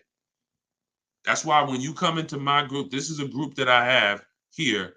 We share our numbers. That's where I won't share it right now. We share our numbers. And I want y'all understanding the numbers, seeing the offers, so that you could say, yo, not only did I get this car, look at the price. Look at the dealer who won the bid, how much lower they were than everybody else. Look at the bank that won the bid. Man, my bank wanted to give me this. My credit union wanted to give me this. But then I turned around and I let the dealer see if he could beat it. And he shopped his bank, and then he beat my credit union. See, bids allow you to sit and win without even trying, because all of these people are now working for you to win your business, versus you thinking, oh, I got to beg them to please sell me a car. Please give me a loan. Please do all this. No, you're the prize. All right. Yes, follow Shonda Martin, lovely loves. Shonda Martin is her name. All right. Do you think it's a dumb idea to buy an expensive car, whether you can afford it or not? If you can buy, it's a financially dumb idea to buy a vehicle if you're not keeping it 8 years, because you're going to overpay. If you could afford a luxury vehicle, of course, get it. And I think whether people want to buy it or lease it, there's absolutely nothing wrong with driving luxury vehicles if you can afford them. But you need to be able to afford them. You need to be able to afford the payment for them. You need to be able to afford the insurance for them. You need to be able to afford the maintenance for them. That is your oil changes, your brake fluid changes, your brake pad changes, and all your brakes and rotors. That's maintenance. And then you need to be able to afford when something goes wrong on the cars and you don't have a warranty. And that's where when I was at Mercedes, you have no idea how many times someone would come from the service department looking like they were almost in tears. And I'm like talking to them, and they're like, man, I just made my payment earlier this month. And then I had to come in, I had to get the brakes done. That cost me $2,000. Then I had to come in, and they telling me the navigation system, something with the computer. And I'm like, oh, the warranty's done? Yeah, the warranty's done. They say it's going to cost me $2,000 to fix the navigation. So I'm putting out $5,000. That is truly able to afford a luxury car. If you can't comfortably do that, you should not be buying a Bentley. You shouldn't be buying a Benz. If you're not ready for that, then you can lease it. And then you can lease it. Because that's what comes with long-term ownership. And if you're gonna buy a Benz or BMW, Audi, any vehicle with high maintenance, and expensive parts, you can keep it long term and win, but just realize there comes a point in time where there's no warranty, and anything that happens on the car, you're on the hook for it. So you better have cash. They're truly for people with cash. That's what they're for. That's what a luxury car is made for. And if that's not you, then there's nothing wrong with leasing these cars. If that's it. It's nothing wrong with leasing these cars. It's a great deal. Is it wise to purchase the extended warranty with a luxury vehicle? And in a lot of cases, it is. If you check and see that it's a car that has expensive maintenance, absolutely, absolutely. A lot of times it is. Because if I'm buying a car, whenever I had a customer back then when I was working at Mercedes, if they were buying a Mercedes and I had asked them how long they're keeping it, and they said, man, I'm keeping it I'm keeping it for the long run, man, 8, 10 years, 12 years, because they'll come in, they might have their old one with them. They might have one that they've already had for 12 years already, and they just swapping it out. So I say, listen, buy as much warranty as you can afford, because the key, what you want to try to do with a luxury car, that is a luxury car with high maintenance, is you want to try to get to the point where the car, by the time the warranty runs out, the car should be almost paid off. And if you if you buy a 4-year warranty, and then you have, and I wouldn't buy an old one, because an old one, you ain't gonna have no warranty. But people buy old ones to try to see, because the old one is 17,000. You get what I'm saying? The one with the warranty that has 2 years of warranty left, that's 34,000. And I ain't got 34, but I'm gonna get this one at 17. That means you can't afford the car. Because if you can't afford to buy a quality one, you can't afford the car. Very, very important with these luxury cars that we truly recognize that if I'm gonna lease it, or if I'm gonna buy one of these things, I'm keeping it, but I gotta know what comes with that. And the best way to set myself up for success, the best way is to get a newer one that has some warranty left, 1 year, 2 years, buy additional warranty so that you leave out of there with at least 3 or 4 years of warranty. And now your loan might be 5 or 6 years. So hopefully you're only out there for a year or two with no warranty. But that's not what usually happens. A lot of people, they're leaving with 6-year loans right from the get-go. No warranty on the old one, 6-year loan. So now that thing's hitting. They got the car payment, they got the insurance, then stuff is breaking. They got the maintenance from day one. That's how they end up hating the car. If you ever hear anybody and they're like, never buy a Benz, they're trash, that's probably the route they went. The Red Noob said, you just answered my question. Perfect. All right, that's great. Well, listen, I will tap back in. We'll be back. And I will see y'all on the next broadcast. But this is what we do. Make sure you are following. So make sure you're subscribed so that when I'm live, you do get the notification and you could jump on. And we'll continue to keep asking. We'll continue to keep answering your question. Thank you to everybody that got the book, Car Shopping for People That Hate Car Shopping. It is officially launched. This is my official book launch, and I'll be doing these Q&As. You can get yours for 75% off. Download it immediately. You could be using it literally in 5 minutes. Just go to deshonesbook.com or scan the QR code on the screen, or you can go to my Instagram bio, click the picture of me, go to my TikTok bio, click the picture of me, click that website link, and click and hit the one that says get your 75% off. So use the book, enjoy it, win with it, and I'll see y'all on the next broadcast. God bless y'all. And then if you are shopping for a car now or in the next 12 months, I want you to type me in the comments. All right, so we know who we're talking to. And Instagram. All right, Instagram. I see Instagram log this out again because I switched from the screen. We're just getting used to this. But as you come in, if you are shopping for a car now or in the next 12 months, just type me. And I want to know, because I want to talk specifically to y'all. If you're shopping for a car, after that, that's fine. But I want to talk specifically to the people who are shopping now. Now, after you let us know if you're shopping, I want you to check in. Where we at? Where are we at today? Let me know where you are in the country. I like to do a roll call, check in. Where are we at in the country? Good to see you, Calvin. Good to see you, Catrella. Good to see you, Charlicia. Steeler Nation, St. Louis in the building. I see you. Okay. Hold on. Let me go here. TikTok. All right.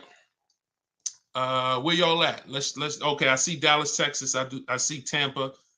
Hold on. I'm trying to see every Chicago, Illinois, VA Beach, Utica. I see you. Check in. Where we at today? Where we at this afternoon, evening, morning? Come on in. All right, we got the whole country on here. And we got the whole country on here. All right, I want to welcome y'all to Car Q&A with me, Deshone the Auto Advisor. As you come in, if you could spend a minute or two with us, 5-10 minutes, an hour, you're gonna get a lot of value out of it. We're getting ready to do some rapid fire Q&A, and we're gonna be answering all types of questions about car shopping and what you need to know to make sure you're saving thousands on your next car and every car you get after that. So as you come in, if you're not subscribed, if you're not following, you will benefit from hitting that follow button. You will benefit from hitting the subscribe button, because we're going to be doing this live show pretty regularly to make sure that you guys have access to all the information. So before we get into Q&A, I want to give people time to come in. I also want to finish up the housekeeping. My new digital book, Car Shopping for People That Hate Car Shopping, is now officially released. We are doing a 75% off sale. It's normally $97. It's a digital book. It has links to videos. It has links to my scripts. There's no guesswork in this, y'all. I want to give y'all a process that y'all can use for the rest of your life without having to worry about, I want y'all to be able to guarantee a success. So if you're on Instagram, you can go to the Instagram bio. You won't leave the broadcast. Get your 75% off, because it's only available for a few minutes at 75% off. TikTok bio, and then Facebook and Instagram. Y'all can go to deshonsbook.com, or you can scan the QR code. So let's go. Let's get your questions going. I want y'all to enjoy using that book. Get your 75% off and enjoy not reading it, enjoy using it. All right. So let me see. Let's start bringing in some comments. Where's our first question? Do I have to get financing? Oh, by the way, in a few minutes, y'all, I'm going to be giving y'all a very, very deep look into a game that's going to help you understand leasing versus buying. So in about 5-10 minutes, we'll start that game, and you're going to love it. You'll never be confused on whether leasing or purchasing is going to save you more money after we play this. Do I have to get financing to lease a car? No, you don't. Whenever we lease a car, we are always using the dealer's financing department, their companies, the bank that makes the car. And because we can't shop for our own financing, how do we make sure that they're not marking up the interest rate on the lease? Multiple offers. There's no way for you to make sure they're not marking up the interest rate on the lease without multiple offers. That is what reveals the true deals when you're shopping for a lease. So there's no interest rate to shop for, but we must protect against interest rate markups with multiple offers, because some dealers will mark up the interest rate and never tell you. They'll just give you the quote, and they're depending on you not shopping their competition to find out that they marked up the interest rate on the lease. All right. So when you get your offers, it's always with multiple offers. Shout out to the sharers. Shout out to everybody who's sharing the broadcast. If this is your first time on a live with me here, just type 1. Type the number 1 if this is your first time on a live. I'm near the end of a 3-year lease. Is it best to buy the vehicle or lease another? It's very rarely best to buy. Very rarely. Shout out to the first time viewers. Good to see y'all. Very rarely, if ever, good to buy your lease. I'm going to tell y'all why. Because when you buy your lease, you're buying a used car.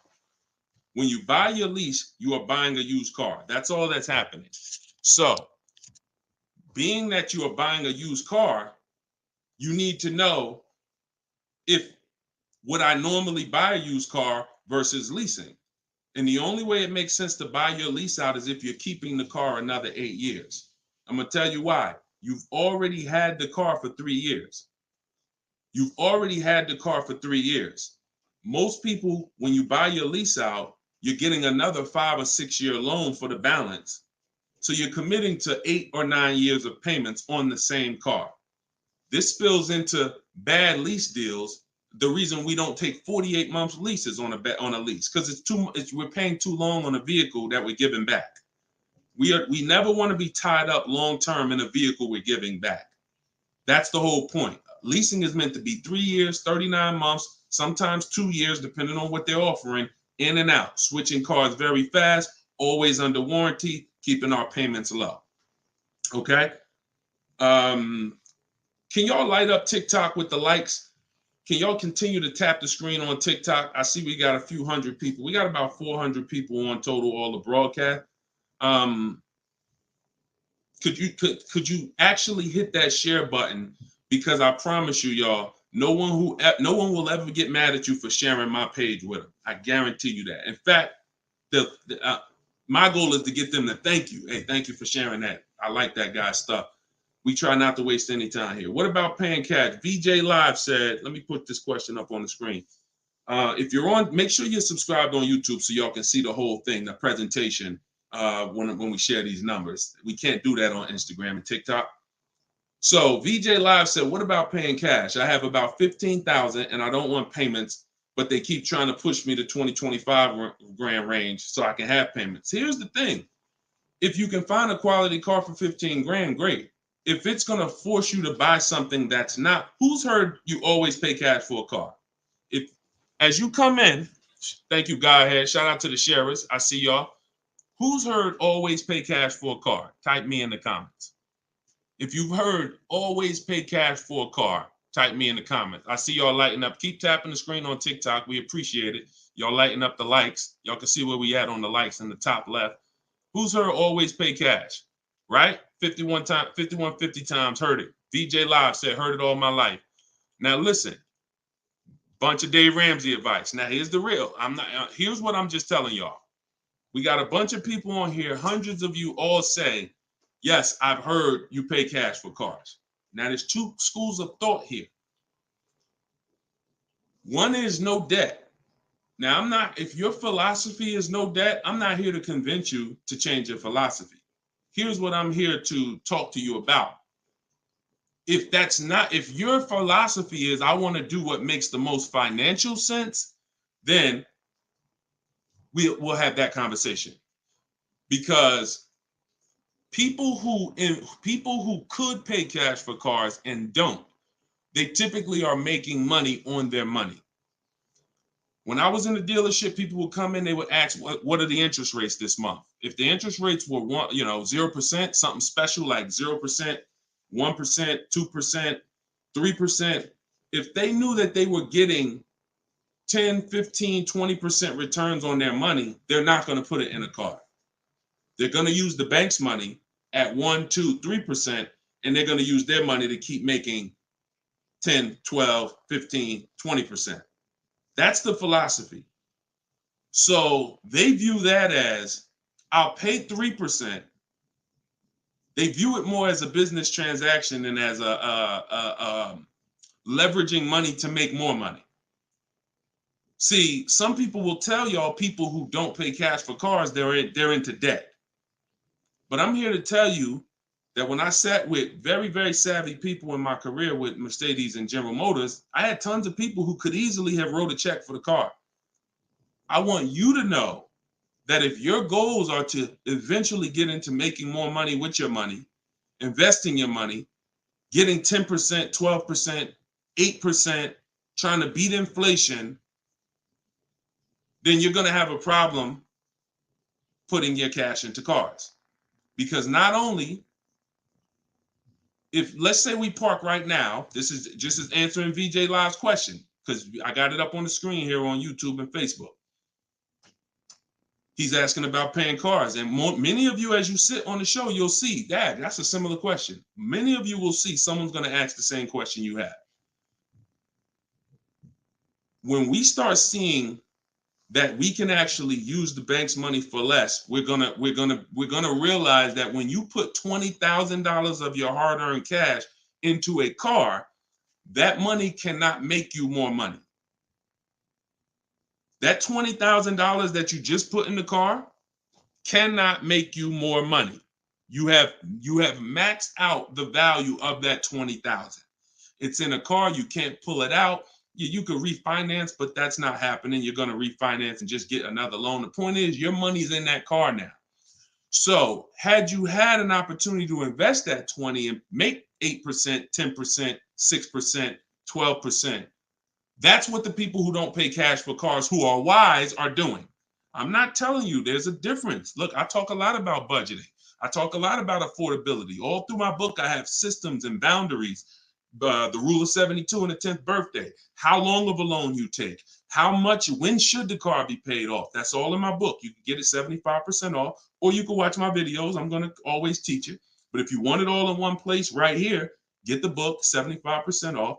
It's in my TikTok or Instagram bio. But that's what we got to know. We got to know if we're going to use leverage and use the bank's money, there are extremes of leverage. There is over leverage. And we cannot be over leveraged. That means we're taking a loan that's too much, too long, we just want to borrow to try to afford a car. And you see this a lot with older cars, people buying luxury cars that they really can't afford because, brand new, the car is 80 grand. But if they get a 10-year-old one and they get a 5-year loan, now they're in a 2013 AMG Mercedes with 90,000 miles on it. So that's the opposite extreme. Using leverage and loans to buy things we can't afford. But then the other opposite extreme is paying cash when we don't have to. Finding that balance between getting the car we want, getting the best car we can afford, because you said, hey, I'm trying to find a car for 15 grand. I can't find it. They want me to spend 20, 25. Well, the name of the game is you better learn how to find if there's any cars out there for 15, you better learn how to find them. And you look everywhere, you look over all the marketplaces, and before you raise your budget up to 2025, we have something we do called the perfect budget. You got to go to 17 first. You don't go from 15 to 2025. You go from 15 to 17. See if I can find anything good for 17. Oh, I can't. All right, now I go to 19. And I have this calculator that's going to help you guys inside the book. It's called the Perfect Budget Calculator. You put in the money you have, you put in what you want your payment to be. It's going to tell you how much car you can buy. You put in your state, so we could have. How many times y'all walk in, right? And you're like, man, I want to spend 25 grand on a car, but you forgot to factor in taxes and the fees. How many times does that happen? Type ouch if you've ever dealt with that. Let's be willing to be honest. You had a budget in your mind. This is what I want my monthly payment to be. This is what I want to spend on the car. Next thing you know, you're a little over that budget, or sometimes a lot over that budget, and you're leaving like, all right, I see you, 919 Mike. Thank you. I see you, Mika Larkin. Shout out to everybody willing to be honest. See, in order for us to really make sure we don't make these mistakes, we got to be honest of the fact we've made them. So that's what we want to do. We want a budgeting system that tells us when we can. You spend any more than this, and you're going to be over your budget. You said you want a payment of $400 a month. That means you said you only got $1,000 to put down, or nothing to put down. Here's what you can spend on a car.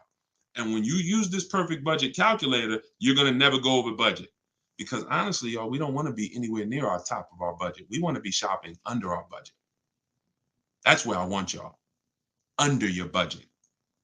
That's why I said if your budget was 15 and then your max might be 2025 with a loan, all right, we got to go from 15 to 17 to 17.5 to 18. We don't just jump to 2025. But we need a methodical system to do that, to help us do that. How do I get out of an upside down lease? Jose, you can only sell out of it. That's all you could do. You could sell out of it. No matter what, y'all, who's in a car that they want to replace and they think they're upside down? They may have some negative equity. This is all in the book. I would really like y'all, the reason why I'm doing the 75% off, couple reasons. The book just officially came out. But I really want y'all not having to remember this. Yes, this live rebroadcast is going to be syndicated. So no matter when you're watching it, the information is going to be valuable and applicable. But I really want y'all to have the book so that you can actually reference the information over and over again. Thank you, B-Bad. Thank you for this info. Thank you, SJF Racing. So, all right. Yes, 25 goes to 30 real fast. Let me show y'all something, and then we'll continue. This is where we are right now on Goodreads.com.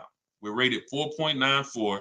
We've already received 27 reviews, 31 ratings, and the book hasn't been out yet. So if you go to goodreads.com, if you're on YouTube, if you're on Facebook, you can see what I'm posting. But I'm sharing the fact we're already rated 4.94, 31 ratings, and the book hasn't come out yet.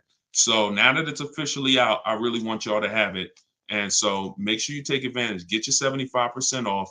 It's normally $97, but while you're watching here, it's 75% off. Everything I teach is in there in one place, so you don't have to remember it. All right. If you have it, let's talk to the people who are in an upside down lease or upside down loan. First of all, we don't want to be there. I'm gonna tell y'all why.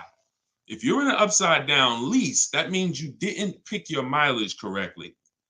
That means something happened, because with a lease, you have to have predictable miles.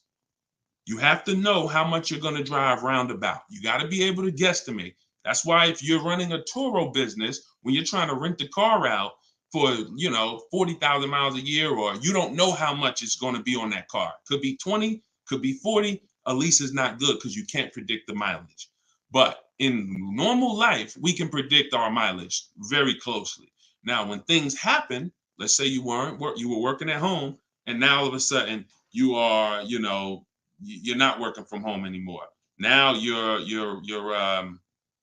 got to drive into the office to 20 miles away. Well, that's a lifestyle change. That can lead to you racking up mileage penalties. But here's what we don't want to do. You don't want to buy that car, y'all. I'm gonna tell you why. Every time you lease, you have a price that you can buy the car for. Most times it ain't worth that.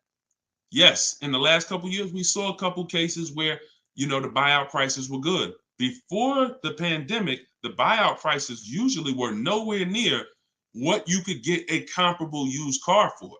So if your car was 3 years old with 36,000 miles on it, the prices they were putting was to make you not buy the car, was to make you send it back to them so that they can handle it and resell it.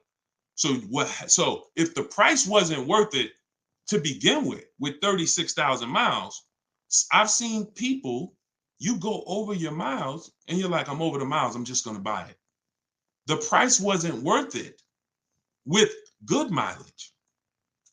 The price wasn't worth, if you had 36,000 miles, that car wasn't worth you buying for the buyout price. You actually have 48,000 miles and they want you to pay the same price for it.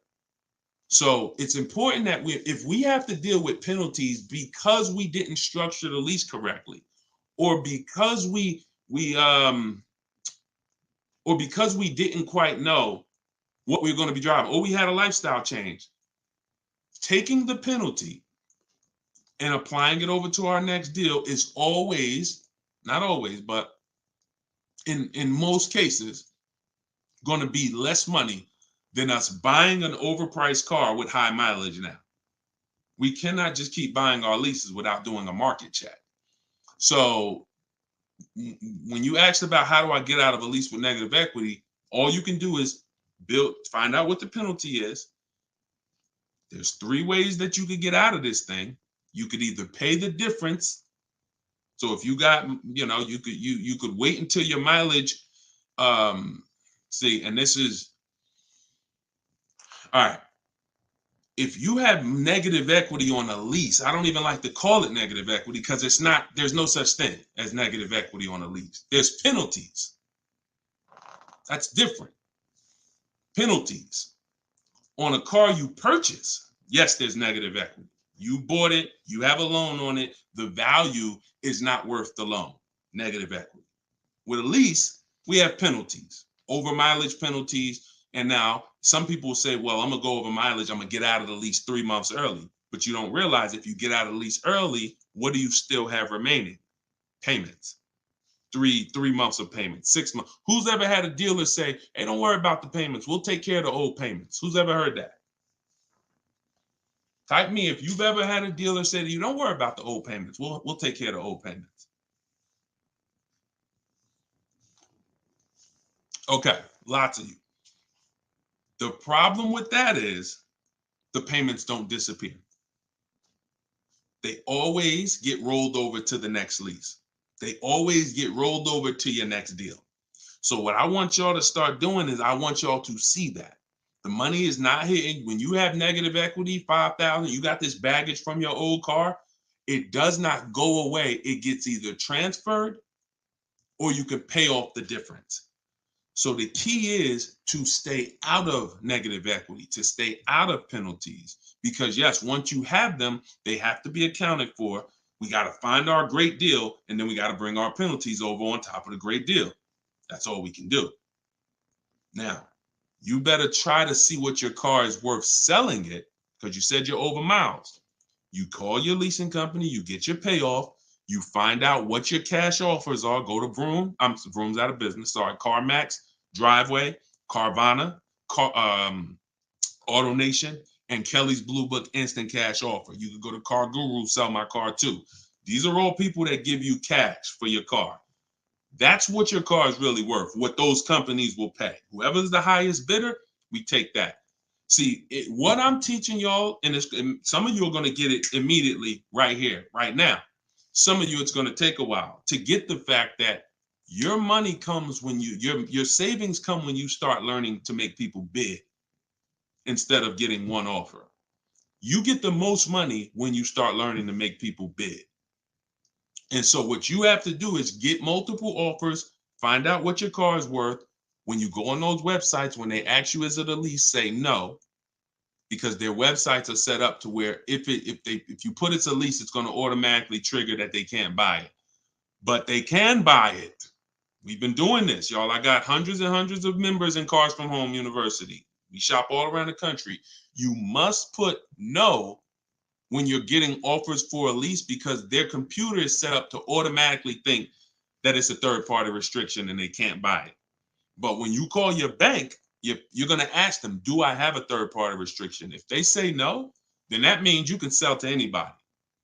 But again, the way these companies are set up, they saw us making all this money on these cars, and the bank said, no, we got to do these third-party restrictions. And there was so many people going to those websites saying, oh, I'm about to sell my lease. And then they would get there, or they would talk to them and they would say, no, we can't buy it because it's a third-party restriction. So they just made their website default to, we don't buy leases, but we do know if you don't have a third-party restriction, they can buy your lease. And it's very important for you to know that. And if you do have a third-party restriction, it doesn't limit the fact you can sell and make money. It limits who you can sell to. When you have a third-party restriction, they say what they're saying is you can only sell your car to a dealer that makes the same brand. You cannot sell to a third-party, Carvana, Driveway. You can't sell to them directly. You can only sell to a dealer. So what does that mean? I see y'all lighting up the likes on TikTok. Can y'all keep tapping the screen? Let's keep those likes going up. I see it. I appreciate it. And thank you to everybody sharing. So when you are, I just got off my point, but I know it was about selling. So multiple offers, y'all. This is all in the book, Car Shopping for People That Hate Car Shopping. Who has their copy? Who got their copy? We'll continue. We got some more time. We're gonna keep doing Q&A, but who got their copy of the book already? Who got their 75% off? I really want y'all using this. The book is affordable for everybody. Everybody. All right, especially at 75. Now it should show, make sure it's not showing the $97 price. That's the normal price. I see you, 5150. Okay. All right, I see you, Jimbo. Okay. Okay, I see you, Diane. I appreciate you. Okay, and I want y'all to use it. Don't read it, use it. That is like literally it's an action guide. That ain't a book you read and then you have a bunch of things you got to remember. I'm walking you through the process step by step. And again, everything I teach is in my videos. So I don't hold back in my videos, but I do want y'all to have access to all the information in one place. If you don't want to cycle through all my videos to try to find it. All right, is it worth buying a car from Carvana? That's a great question, Danny. It depends on if it's the best deal in the market. Danny said, is it worth it to buy a car from Carvana? Now, you can put anything in there. You can put Driveway, any of these online sites, online car buyers, online used car sellers. But here's the game that we avoid. We cannot shop from them exclusively, because here's what they try to do. they will try to sell, they'll try to sell you a car based on variety. Hold on. My do not disturb should be on. My do not disturb should be on. So what, anytime you see,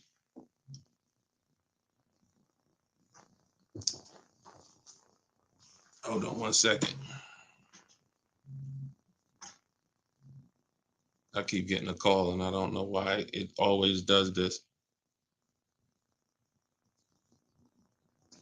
I don't want to lose the people on Instagram. Hold on, Instagram. We got you. All right. We should be back on Instagram now. Okay. So most times, especially when we're selling our cars to these people, you got to realize we sell our cars to Carvana, to Driveway, to all these companies because they pay more than dealers on average. If they're paying more than dealers on average, they're usually not the lowest price. When they're selling the cars, they're usually one of the highest. You can't pay people more than dealers and then turn around and sell for less than dealers.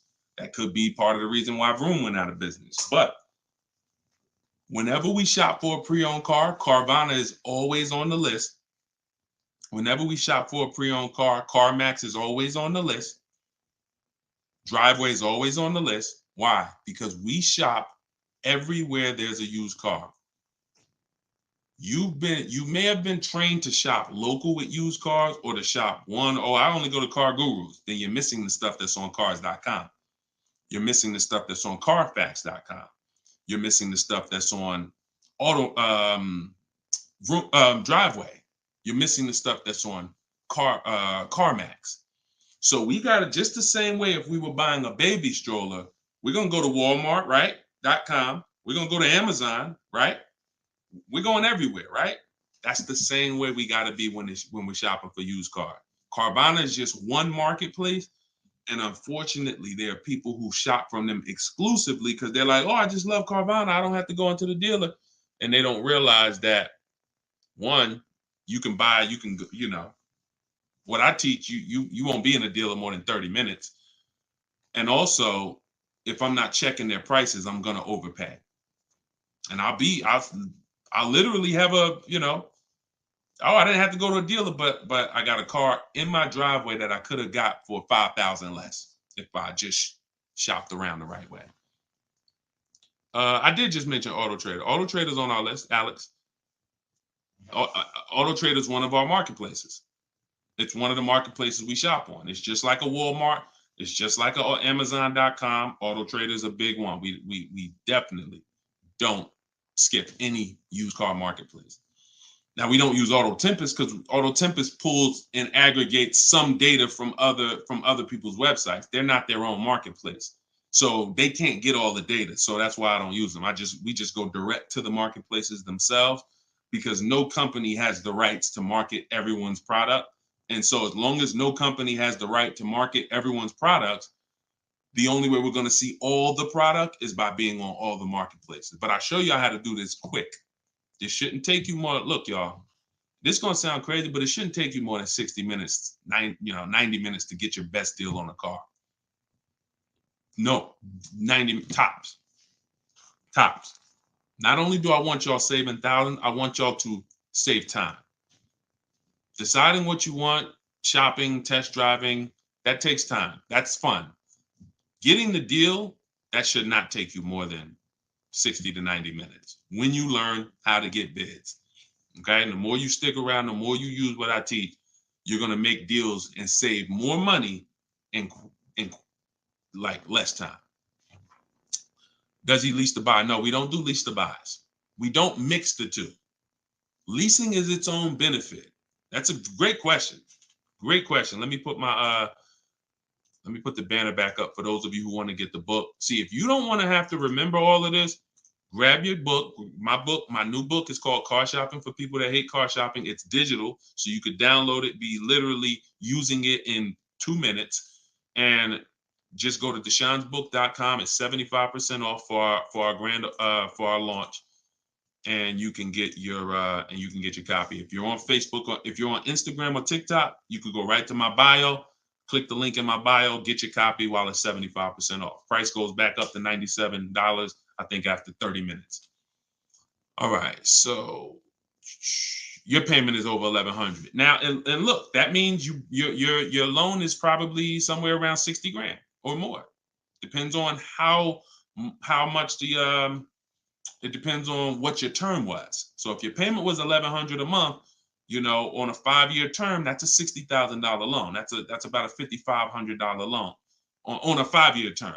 So you want to look at other ways to acquire that car. Is there a way that I could have been in this car for less money? Now, watch this, Gigaware, because he's being honest. My payment's over is $1,100. If you are buying that car and your intention is to keep it, and that means your intention is to keep it for 8+ years, you're going to pay off that car, and then you're going to just, start to catch you. Once you don't have a car payment, you can start to catch up to the person who leased, because the person who leases is always going to have a payment. That's the downside about leasing. There is no opportunity for you to pay off the car, and you don't want to. Again, it's not like when you're not keeping cars long enough, you're getting great lease deals. The goal is not to pay off the car. The goal is to drive the most car I can for the least amount of money. That's the goal with a lease.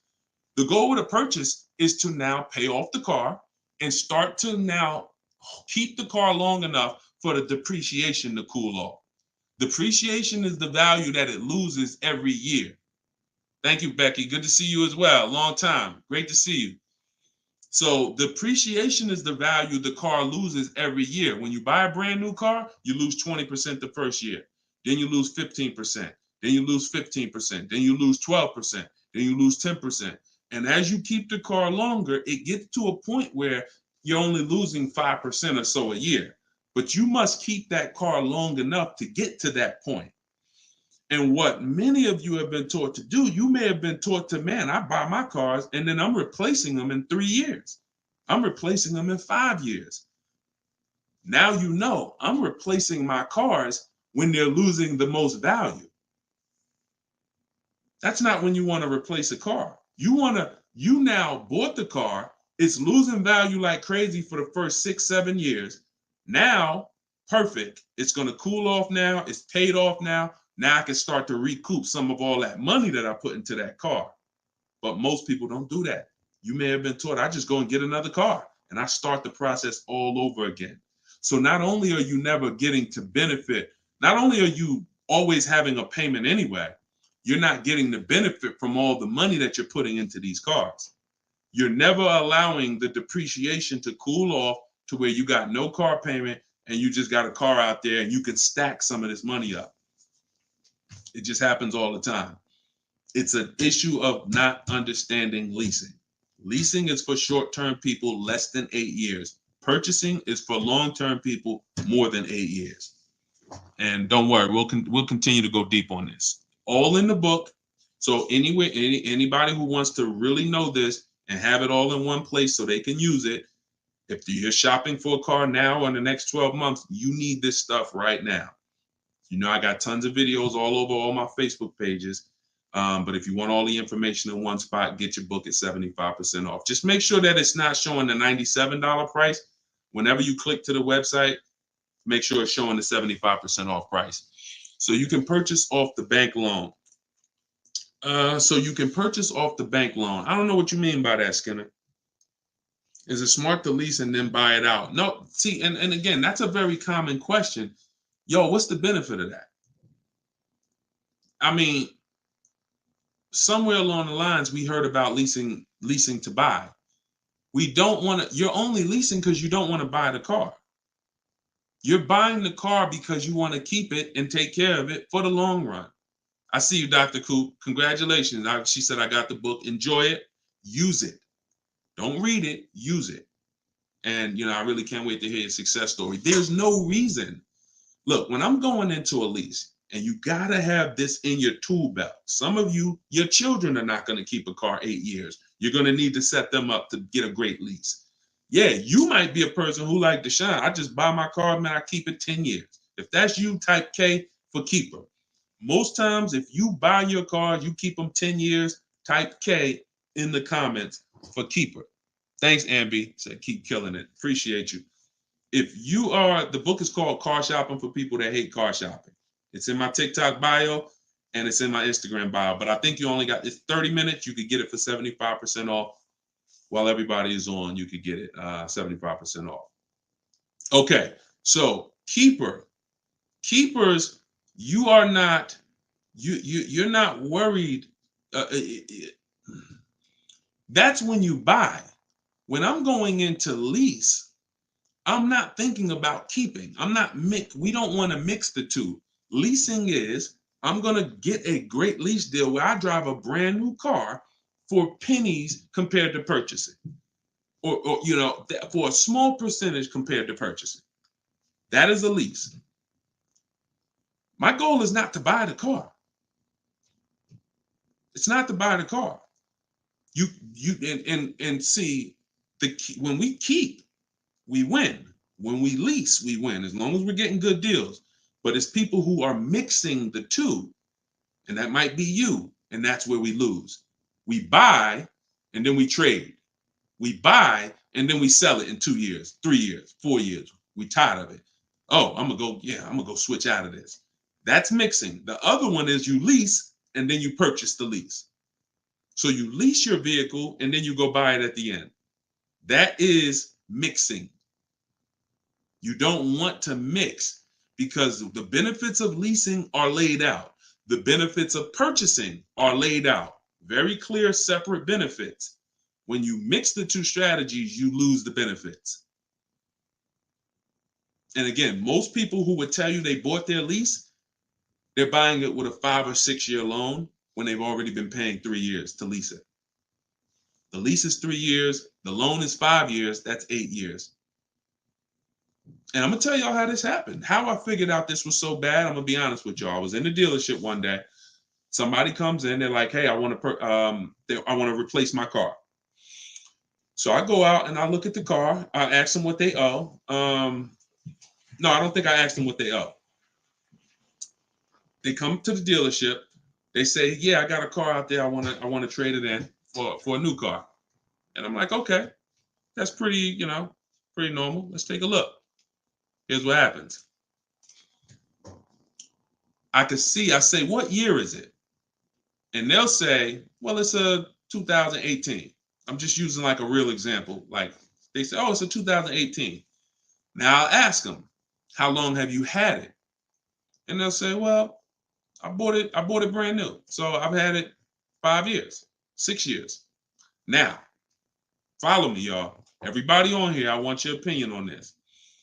Person comes up and says they've had a car for 6 years. They bought it brand new. They've been paying on that car for 6 years. Don't you think that car should be paid off by now or almost paid off? Yes or yes. Type Y if you understand. Person bought it 6 years ago. You go out and I'm like, "Okay, mister, how long have you had it?" They're like, "I've had it for 6 years." So I'm like, "Okay, perfect." Everybody's saying yes. So this is what I'm thinking. This is how I found out buying your lease was a bad idea for most people, if not all. So I go and I say, "Okay, great. I see you're here trading." Now, in my mind, I'm already trained to talk to him about leasing because, thank you, Brent. I know you're here trading this car in 6 years. I want to show you what leasing looks like, and you're going to love that a lot better. You're not going to need this down payment. I'm going to be able to give you a check back for this equity in this car you got here. It's going to be all good. And I've helped some people do that. They come in and I show them the lease, and I'm like, you keep just trading your cars, but if you lease, here's what, boom, that you could do. And then I'll give you this, you get a big check back for your balance of your old car, all of that. So this is when it works, it's beautiful. But when it doesn't work, this is what it looks like. I'm like, I run and I'm like, "Okay, your car is worth about $15,000. Instagram just logged me out. Instagram just logged me out of nowhere. I don't know what happened. Let's see if I could go back.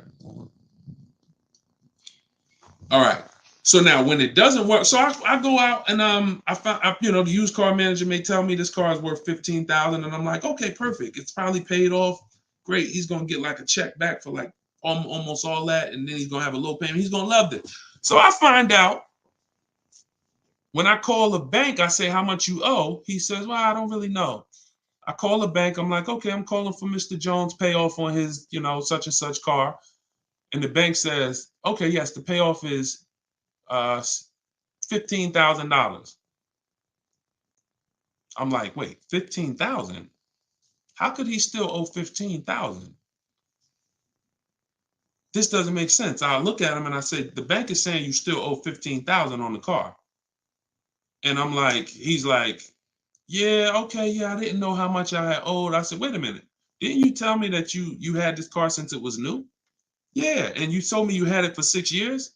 Yeah, how do you still owe? And he said, oh, I leased it first, though. What I did was I leased it for 3 years, and then I had bought it at the end. And I'm like, there we go. That's the problem. You leased it for 3 years. Most people, when they're buying their lease, they're going to put a 6-year loan on it, which means 6 years later, from the day you bought it, from the day you originally leased it, 6 years later, you've been making payments and you still have 2 more years of payments left. That's actually, I'm wrong. That's 9, 3 years of payments left. Happens all the time. So I literally, y'all, smart people on here, you'd never take a 9-year loan, right? Type never. You never take a 9-year loan. If you're enjoying, please subscribe to the YouTube channel. If you're not subscribed already, we still got probably 400 or 500 people on here throughout all the platforms. If you, whatever platform you're on, make sure you're following us, because this is the stuff we do. You would never, right? You would never take a 9-year loan. But the same we're adamant we'd never take a 9-year loan. We got to see every single time. Thank you so much. I appreciate the gifts on TikTok and all the platforms. We got to take every time we hear about buying our lease out, unless we're going to pay cash for it, which is another discussion. But most people are not. They're going to take a 5 or 6 year loan out. So as soon as you hear lease to buy, as soon as you think lease to buy, I want you to think 8 or 9 years of payments on the same car. That's why it's a bad idea. That's why it's a horrible idea. Okay? Now, if you are comparing, we had somebody in our group yesterday who was asking about buying his lease out because he's going to give the car to his parents and because they're going to keep it long term, and the value of the car compared to the value of a similar used car is a great deal. That's different. Buy it.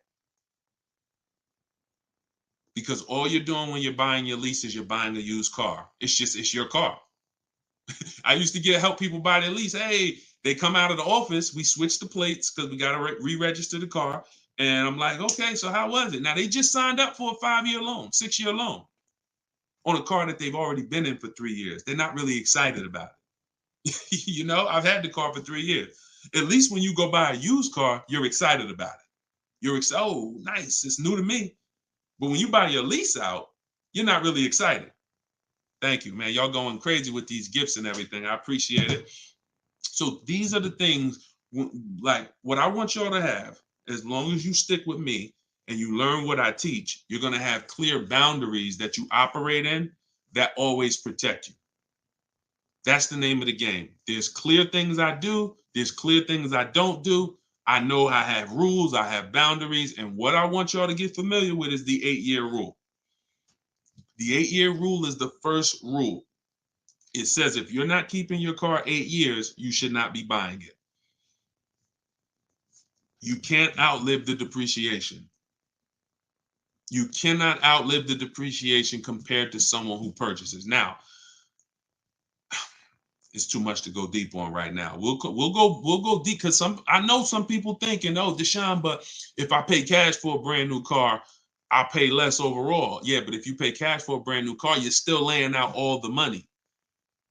You're still laying out all the money and you're still trying to get that back. You're still, oh, I paid 30 grand, 40 grand, 50 grand.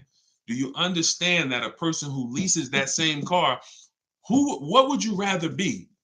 Big dog who thinks you're big dog because you're going to write a $50,000 check, or a person who comes in and says, I'm going to get that car for $500 a month. Do I want 50 grand coming out of my bank account going into a car, or do I want $500 every month? It's much more, it's a much more pleasant feeling to give a bank $500 every month to drive their $40,000 car than it is to say, okay, you want this $40,000 car, then you come give us a check for the whole amount and the taxes and everything. Now I'm taking the check out, boom. And again, there are situations where that's right, but I want you may have been somebody who's like, yeah, but I don't think it's right for me. And that's okay. That's okay. I'm not one of these people that's going to make y'all feel like you are wrong by using leverage and learning how to creatively acquire cars where it's a little bit of money coming out of your bank account every month versus what people have told y'all and how you should be buying cars. Thoughts about leasing luxury vehicles. It doesn't change, Doctober. That's a great question. He said, what are your thoughts about leasing luxury cars? Same principle, 8-year rule. I don't care whether you're leasing a G-Wagon, whether it's a Bentley you're looking at, whether you're looking at a Toyota Corolla, the 8-year rule is what applies. Because the 8-year rule takes into account the depreciation. If you look and say, that's a car I'm keeping for 8 years or more, you buy it.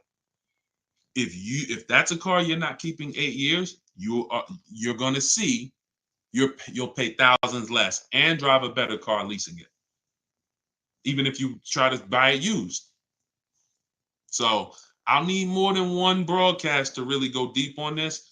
I'm just getting familiar with how to use all of these tools where I can show you all stuff. But we'll continue to go deep on this. This is not a subject. If you've gotten years and years of bad advice, it's not always. Some of you get a breakthrough immediately, and some of you it takes more time because again, it's been beaten to your head, and people with loud voices who shout tell you this is what you do, or you never do this, or you always do it like this. You know, like who's heard somebody say never buy a used car? I mean, never buy a new car, always buy used. Who's heard that? Type of U for used. If you were taught you always get a used car, you should never get a new car. Who's taught that? And we got a couple more minutes. We'll stay on. We'll do some more questions. As long as y'all continue to share the broadcast and continue to stay tuned in, I see we still got hundreds of people on, then we'll continue. All right, now let me tell y'all how, see, you either have to teach something that works for everybody, or what you teach will mess people up. If somebody says to y'all, every single one of you should be buying used cars, because that's what they'll say. Never buy a new car. Everybody on here should be buying a used car. So that means you think everybody in the country should be buying used cars, right? Yeah, absolutely. Nobody should buy a new car. Nobody in this whole country should buy a new car. Like, no, always buy a used car. Okay, perfect. So let's just say if you had your wish, everybody in the country would be buying used cars, right? Because that'd be better for them, right? Yes, if I had my wish, everybody would be buying used cars. Then here's my question. How do they become used cars then? How do they become used cars if everyone is buying used cars? I want y'all to think about this. If you had your wish, you could snap your finger, Mr. Financial Advisor, whatever you teach. How could everyone buy used cars? It's impossible. The cars come in new. They don't just, so if everybody was buying used cars, what's happening to the new cars? They're just sitting there. And then, so that's not a practical solution. How do we acquire? Who should be buying brand new cars? People who are going to lease them, and people who are buying new cars, who want to purchase, keep long term, and you could afford new. That's only if some people say, Deshone, I want to buy. I'm not leasing. I want to buy. I keep my car. But should I buy new or pre-owned? That depends on budget. That depends on, unless you want one specific from a year, sometimes it'd be like, oh, I want this special year. But if it's a case of, you know what, I can afford both. Should I buy new? Should I buy pre-owned? That's a matter of budget and preference. If I could afford a new one and I can keep it long enough to outlive the depreciation, then I'll buy new. But if I can't afford to get a quality vehicle for my budget, then I'll buy pre-owned. And some people want to treat themselves. Some people like, I only get a new car every 10 years, Deshone. I'm going to get something new. That's fine. That's fine. As long as it's long term, because time heals all wounds. We killing the likes on TikTok too. I appreciate everybody tapping the screen. Y'all still running the likes up. Appreciate it. Shout out to the subscribers. If you haven't subscribed to us on YouTube yet, please, we invite you to subscribe. This is what we'll do. You'll get notifications of when we live, so you can make sure you tapped in. I see you, Barbara. She said, I just bought the book. I appreciate everybody who got the book at 75% off. This is the launch. I'm excited. As y'all saw earlier in the broadcast, we're already rated 4.94 on goodreads.com. We got 31 reviews. That book, Car Shopping for People That Hate Car Shopping, has been really changing people's lives and the way they shop. It's a tool. It's not something you read. It's something you use. So get your copy at deshonesbook.com, 75% off, or you can scan the QR code, or if you're on Instagram or TikTok, just go to my bio. And as long as you're seeing this, you still should be able to get it at the 75% off price. And it's immediate download. So, and you'll see as you read it, there's a reason I had to make it a digital book. I couldn't print it because it links to videos. It links to docs. I got scripts that it links to. There's no way I would have been able to do it printing the book. And then also, sometimes I need to update stuff. Like Vroom went out of business 2 months ago. If I would have printed the book, now Vroom is, I need to be able to update real time when something happens. And I couldn't do that with a print book. I didn't want thousands of print books out there and then something changes. And now I got to tell people, oh no, you got to get volume 2 now. You know what I'm saying? Thanks, Angelina. All right, so Dr. Coop says, I have a paid off Toyota. I don't want to trade it. Should I have a down payment? You don't need, look, if you can find a deal on the vehicle you want below your budget with no down payment, then do it. You said you have a paid off Toyota. You don't want to trade it in. Now, here's what I ask people. You put the vehicle to use, because if you're going to go and get another vehicle, then you're going to be paying for that vehicle. You don't really want, the only people I recommend have an extra vehicle is if you're a high mileage driver. Who's a high mileage driver? You're driving over 20,000 miles a year. Over 20,000 a year, type HM for high mileage. These are the only people that it benefits you having a paid off car like this. So sometimes it's worth it to buy your car, pay off the first car. And here's what I like. All right, so we got a lot of high mileage drivers watching right now. So I have a strategy in the book, and what you'll hear me talk about is really 2 routes for high mileage drivers, so that y'all can stop having all this negative equity when you come in to replace your vehicles. What typically happens with high mileage drivers, and the reason I suggest to them 2 cars, 1 car payment, is because they're putting so many miles on their vehicle, but your loan is a normal loan. Your loan is a 5-year loan or a 6-year loan. Those loans are made to go down for the normal or average driver. And even the average driver is going to have negative equity on these loans in the short term. So when you are destroying the value of your car because you're putting 20,000, 30,000 miles a year on it, it's going from being worth 20 grand one year to now it's worth 12 grand the next year because you put 30,000. You're destroying the value of it, but the loan that's attached to it is not moving. This is the indicator that the loan and the purchase price or the value of the asset is totally unrelated. They're unrelated. They don't matter. That's why you have to make sure you get a good price on the asset. You can't just pay attention to what is my loan doing, because your loan doesn't tell you what you're really in the car for. So check it out. You now are putting all this mileage on your car. You come in 4 years and you're like, hey, you know what? Car got 200,000 miles on it now. Let me go ahead and trade this thing in. Problem is, 200,000 miles, you still got 2 years left on the loan. You still owe 15 grand. You still owe 12,000. You still owe 20,000. And you are now seriously hurting your value, your next deal, because all that baggage you got to come to this next deal. The solution to stay out of that is to make sure that you are having either, I teach either 2 routes. Well, the third is really just be a long-term person. You could drive 30,000 miles a year. And if I'm a long-term person, I'll just have 300,000 miles on my car in 10 years. And then I just go switch it. It's keepers here that's long-term people, high mileage drivers, and they get their car. That thing got 250,000 miles. It's mostly highway. And in 8, 9, 10 years, they go and they replace it. No need to lease. Again, continuing theme, long-term, don't think about leasing. Because some people who just tune in and they catch a brief, oh, is this so everybody should lease? No, that's what I'm trying to tell y'all. Long-term people, long-term purchase, you buying a car for your kid in college and they like, yeah, I'm gonna keep that thing for 10 years, man. You know I'm boring. Great. But most kids are not. They're like, hey, when I get my job, when I turn 24, I'm probably gonna want something different. So if you're not a long-term person, you should be purchasing. But I mean, you should be leasing.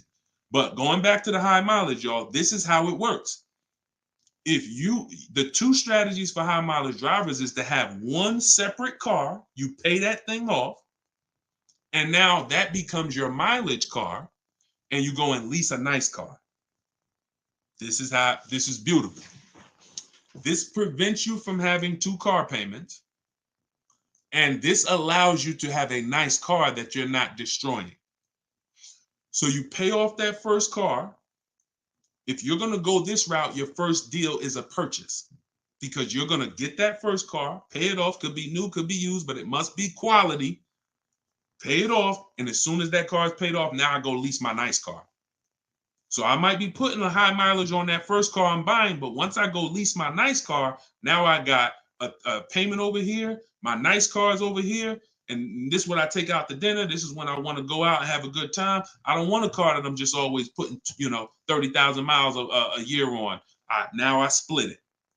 And this has allowed so many high mileage drivers to continually be able to predict what they're going to put in these cars, because now they can't. You cannot predict how much y'all are spending on these cars, high mileage drivers. Y'all are losing so much on resale value. Your loans are just so high and they're moving slow. You don't know how much you are losing, but I break it down for you.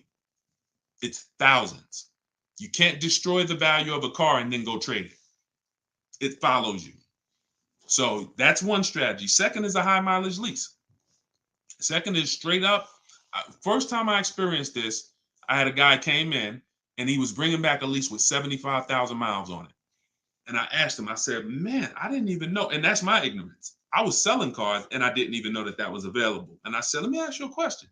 How long you been doing these, like, what do you do? He's like, I'm in sales. Like I do 25,000 miles a year, every year. I said, okay, wow. And you lease your car? He said, yeah. Because I already know what a good lease deal is. I just didn't really take into account back then. This is probably 2015. I didn't take into account a high mileage good lease deal. And when he told me what his payment was, and he said, yeah, I come back 75,000 miles. I drop that thing off. I pay my payment every month. Now here's the thing. He might only be paying $150 or $200 a month more for his super high mileage. But that's much better than him buying the cold car, destroying the value, coming back and trying to trade it with 10, 15 grand negative equity.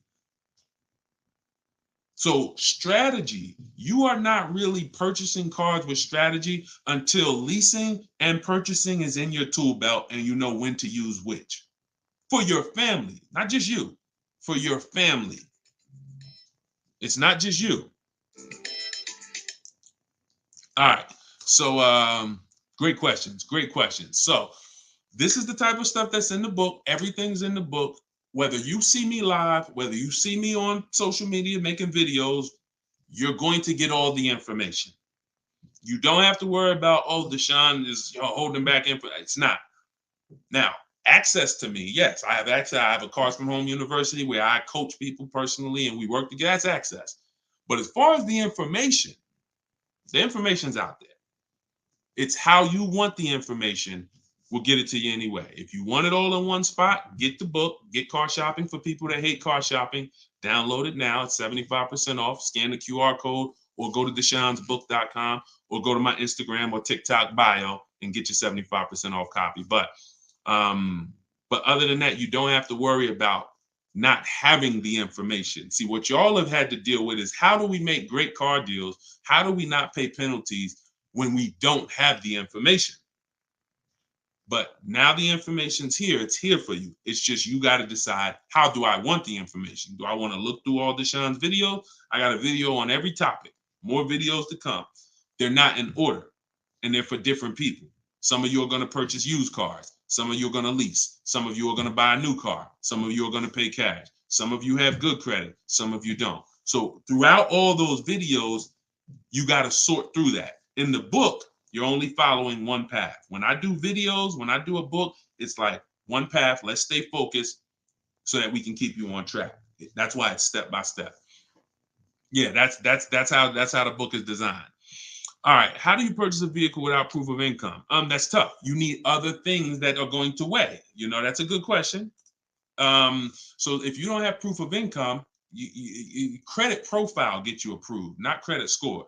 So proof of income is usually only required when you have a lower score or you have a new company, new business, and they need some type of way to, try to, make sure they're going to be all right recouping their money. How is the car going to be paid? So if I didn't have proof of income, then I got to work on credit.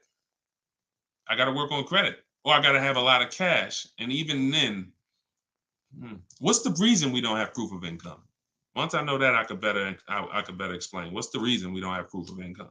Seems dealers don't care about mileage if you release with them. That's now good time. So now watch this, y'all. This comment just came in. We'll still cycle through all the comments. We got another little while in this hour. We're getting through as much as we get through. It's good time on YouTube said, seems dealers don't care about mileage if you release with them. Absolutely a mirage. I asked y'all earlier, who's had a dealer say, oh, we'll take care of the old payments. We'll take care of the mileage penalty. It's absolutely not true. Since 2006, here's the only time, shout out to y'all running the likes up on TikTok. I appreciate it. Y'all keep running them up. Thank you so much. Shout out to the sharers. Everybody who shares good information, just hit the share button wherever you're at and share with somebody if you're in this sharing. So I've never seen mileage taken care of, ever. No program, no bank, no leasing company, and we've done thousands of transactions. I've never seen a leasing company say, we'll forgive mileage. Never. So that does not happen. Mileage penalties let's say we calculate a $2,000 mileage penalty, that gets rolled over to your next lease deal, and we're working that lease deal with that $2,000 accounted for. So whatever the deal is we're working you, now, perfect, here's what it is.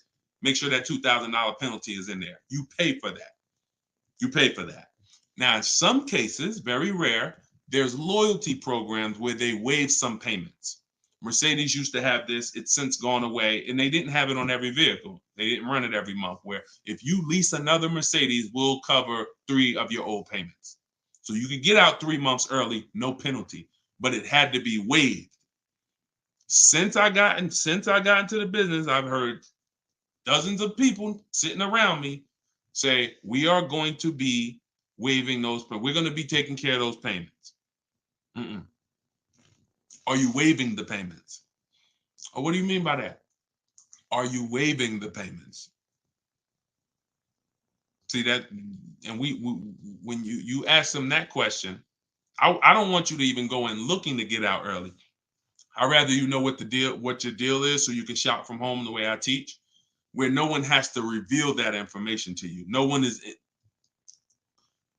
If you got the right strategy, you're never putting yourself in a position where someone can lie to you without you knowing it.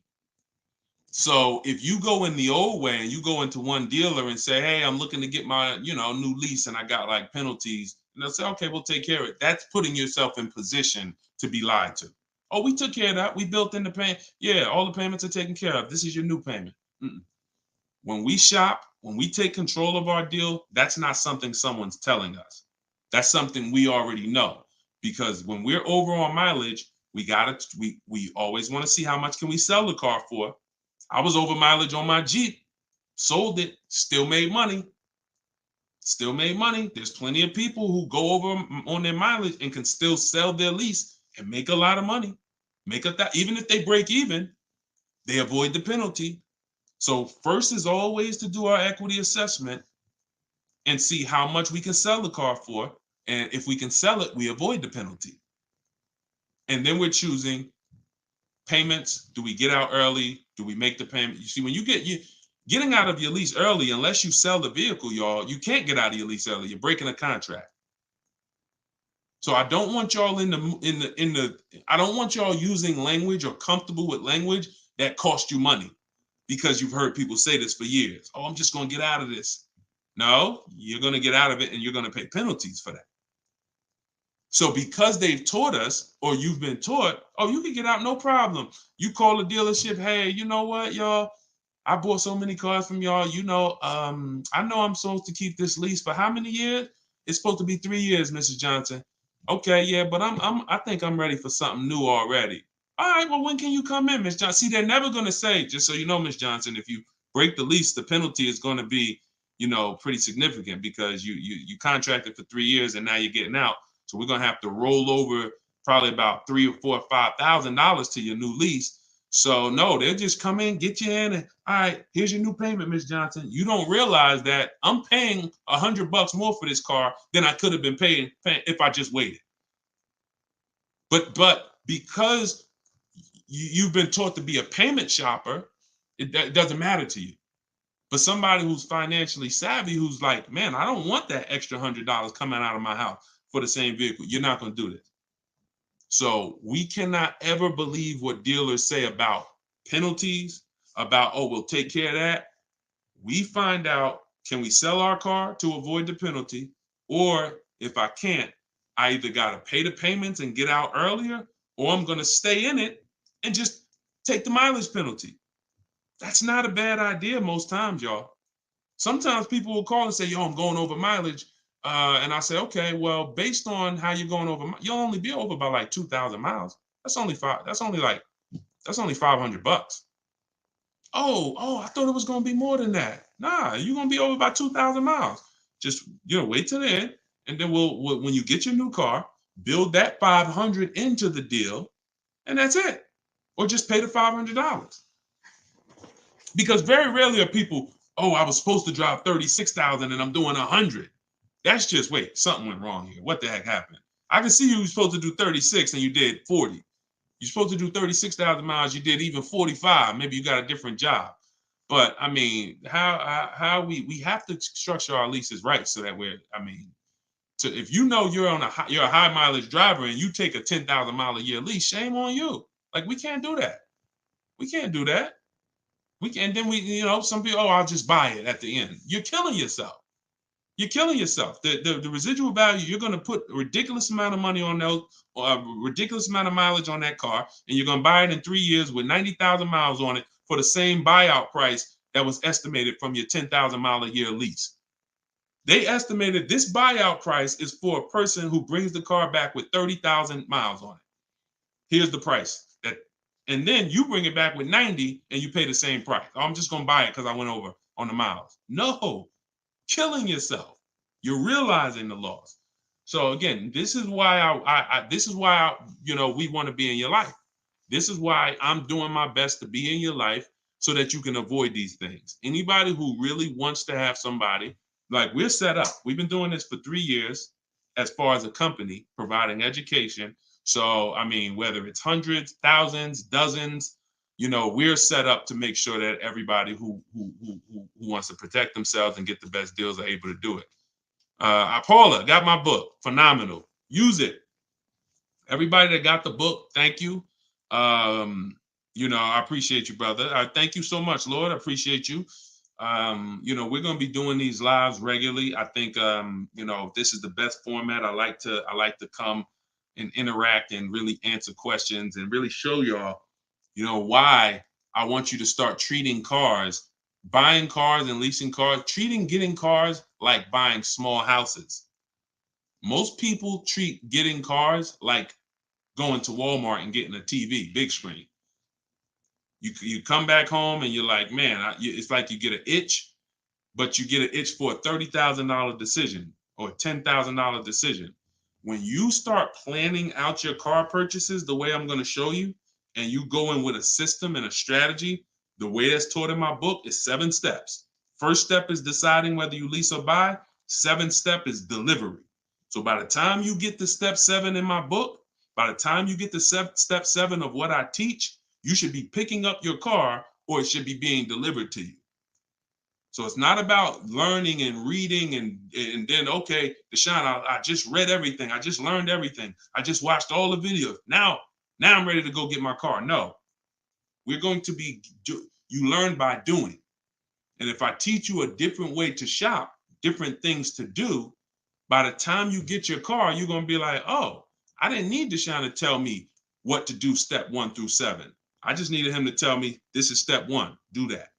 And then when I'm done, I come back. Okay, Deshone, I did step 1. What's step 2? Here's step 2. Do this now. Okay, perfect. Let me go on these websites, do step 2. Perfect. Just did step 2, Deshone. Perfect. Here's step 3. Do this. And we found that has been able to guarantee success for so many people. And that's how they're able to get the same deals that I get. Like this is this lady right here, this young lady, like Taupe. She got a BMW $54,750 BMW, putting dealers against each other. She got it for $690 a month. She got the protection plan and raised it up. Her payment on that BMW. Now, mind you, if you can see on YouTube, if you can see on Facebook, you can see this slide. $690 a month. People are paying for that $54,000 BMW. People are paying $1,100 a month. To go in and purchase that car, $54,000 is $1,100 a month with no money down because she didn't do any money down. $690. You see what I'm saying? Some of you might be looking, and quite honestly, some people may watch it because we're going to syndicate this. Whether you're watching this live or in syndication, doesn't change the value. You might be driving that same car, and you might be looking and saying, "Yo, I'm paying $1,000 a month for that car. She's paying $690. I put $8,000 down. She put no money down. We can't compare. You think Dave Ramsey, God forbid, and look, shout out to Dave Ramsey. I love what he teaches in terms of financial literacy. I love that he teaches people to invest and build for retirement and make sure I love that. But there's an area that he doesn't know what he's talking about, and that's when it comes to cars. See, look, credit is a big part of it has a lot to do with me helping you. Y'all don't hear me teaching credit. It's important. It's a complimentary topic for us to talk about. I talk cars, how to make sure you pay the lease for them. Yeah, maybe natural. Let me get some credit tips too. Rodney, you could just go right to my TikTok bio, grab your book. It's 75% off. Click the link in my TikTok bio. You think she can ever listen to someone that tells her you shouldn't be leasing? She knows when to lease and when to purchase. She's not in love with that vehicle. She's not keeping that vehicle 8, 9, 10 years. So how can I drive this vehicle for the lowest amount of money in my household? I'm going to shop all my offers.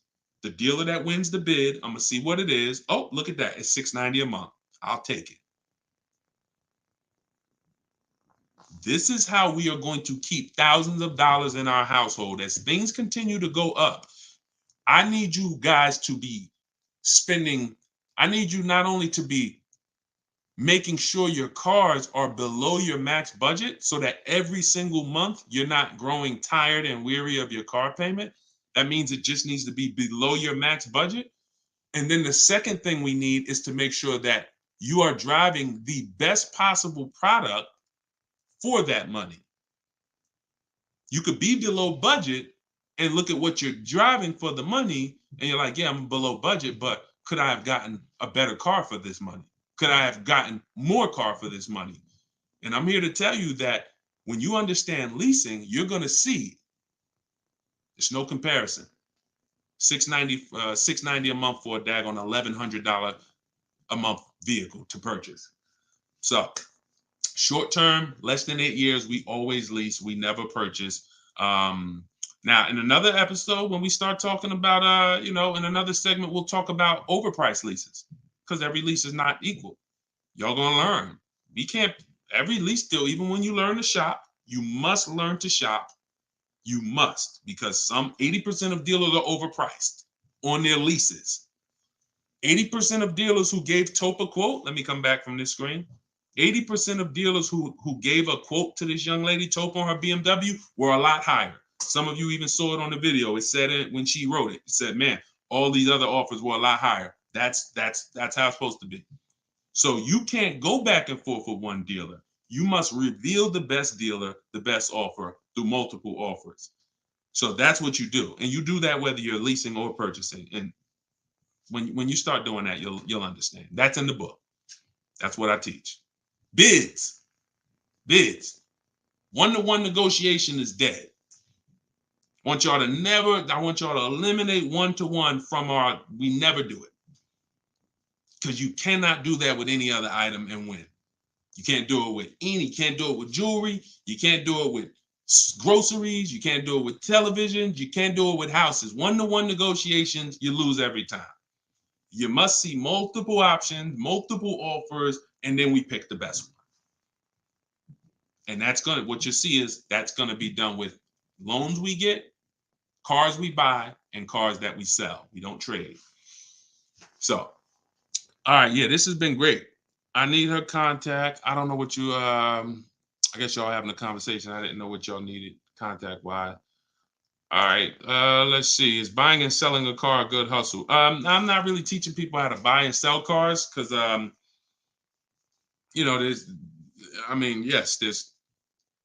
if you want to go into the car business, that's not what I teach. So I have to log out to purchase the book. You shouldn't have to. Let me try to reset. Let me know if it's still showing the $97 price or if everybody was able to get the 75% off price. Let us know. All right. I just reset it. So it should give you an opportunity to go back in there now and get it at the 97% off. All right. Buy dealer loaner cars. It depends. Those can be great opportunities. But again, we still need something to compare it to, Tina. Tina on Facebook said, buy dealer loaner cars. Now, we will buy or lease a loaner car if it's a great offer. So when we reach out to dealers, you'll see in the book, I teach you to go to the website because I give you my scripts. I tell you what to say. Some of you could do it by phone if you want to call a dealership and try to get multiple offers, but I would only speak to a sales manager. And even then, you got to just make sure that but only speak to a sales manager. But the point is, if they have a loaner car, it needs to be so much better than what I could get a brand new one for. So if, for instance, if the dealer that wins the bid is offering me $3,000 off on a brand new one, but a dealer with a loaner car is only offering me $3,000 off or $3,500 off, and it has 3,000 miles on it, I'm going to go with the brand new one. But if I don't have anything to compare it to, then I might think 3,000 off is a good offer for the loaner car. See what I'm saying? See, price assurance is when you guarantee. I want y'all to listen. If you want price assurance, type PA in the comments. You want this every time you make a deal. Price assurance means I guarantee that I paid the lowest price that I could have paid. That's called price assurance. I want you to understand. Some of you have been, though, is that possible with cars? That's what I want you to move from now on. I never want you to make another car deal without price assurance. How do you get price assurance? Multiple offers. It's the same way you get price assurance when you're buying groceries, when you're buying, spaghetti sauce. I know I saw enough offers to know there was nothing out there less. Not, oh, I went in, I looked at one brand and said, oh, I gotta have it. I like those. And it was $1 off. And I thought see, price assurance is the best thing with a car because you literally can look at all these offers and say, this is the best one.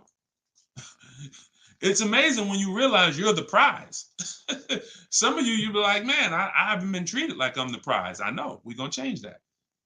So when you use the systems that I want you to use, you'll realize, dang, I've been the prize the whole time. You mean all of these banks and credit unions would like work this hard to try to give me, it's all these options I got. It seemed like before I really didn't know all my options. That's right. But when you now change the way you shop and you now move into a bidding mindset, everyone I'm going to do business with must win the bid. The bank, the credit union must win the bid.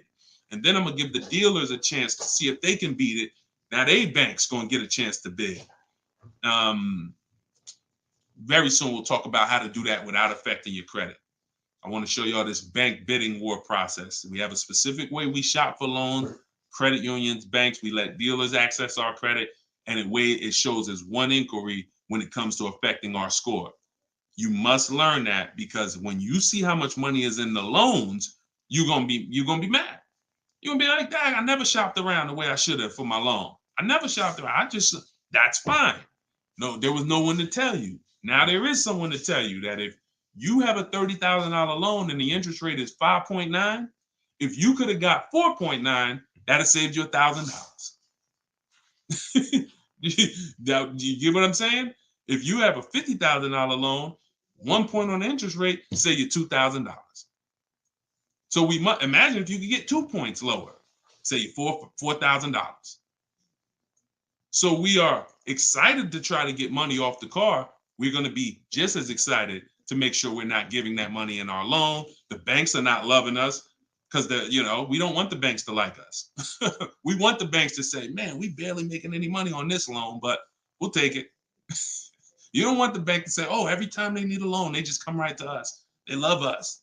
Give them 5.9. They don't ask no question. Give them 6.29. Give them 7.2, whatever. They're not going to shop. No, we don't want that. So, all right, y'all. So I will be back for another segment. These are the things we're going to continue to do. We'll be live on all 4 platforms.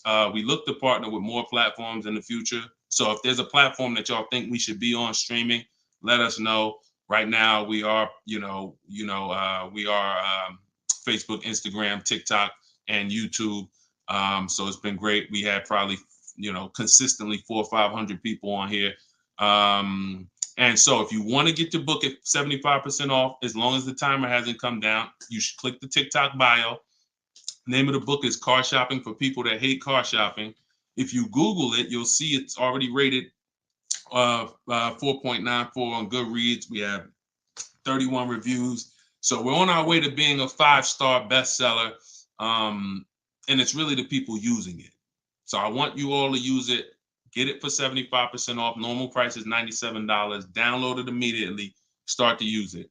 If you're on YouTube or Facebook, you can scan the QR code and get your copy, or go to Deshone's book. Mm-hmm. Yes, Mandy. Facebook is the same handle. Deshone the Auto Advisor on every channel, whether it's YouTube, Facebook, Instagram. It's always Deshone the Auto Advisor. So we'll be back to answer more questions. We'll be talking more about leasing, but we'll be talking more about deal structure, shopping, how to check and make sure cars are reliable. There's a lot of cars going out here with bad reliability ratings, bad longevity ratings. So they are not the cars that we need to be buying for keepers. We got things we got to look out for, y'all. Like this is the tip of the iceberg. We're buying a car to keep. You know how many people have bought a car, it wasn't quality? We didn't check longevity. I thought I was going to keep it 8 years, 10 years, but car started giving me issues, transmission issues at 80,000 miles. I didn't know that.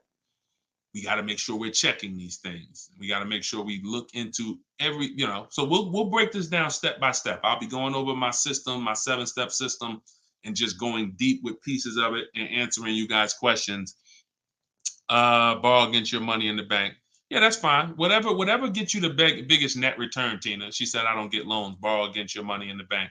As long as, just whatever gets you the best net return. I'm just here to tell you that interest isn't the only loss on money.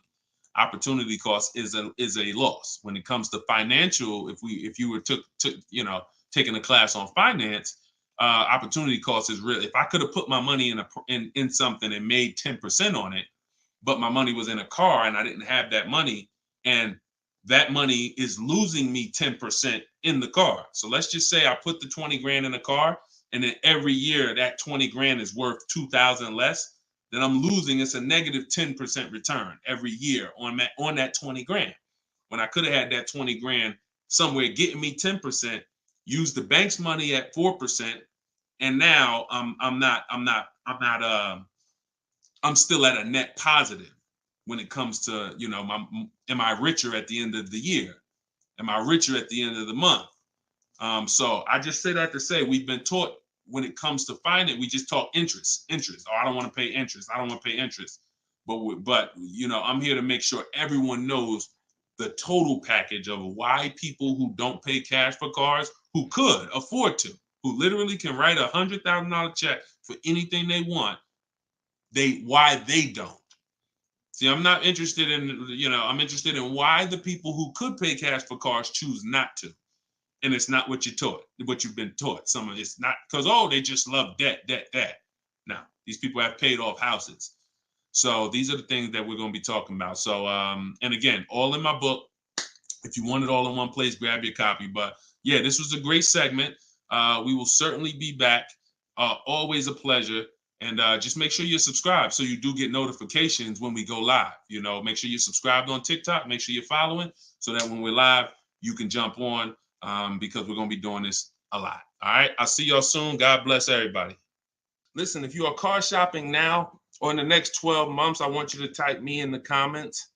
No matter where you are, I want you to type me in the comments. We are live on Instagram, YouTube, Facebook, as well as TikTok. Good to see you, Colette. Good to see you, Andrew. After you come in, we haven't done this in a while because I'm just getting back into going live. But if you've been with us for a little bit, we do a roll call. Where are you checking in at?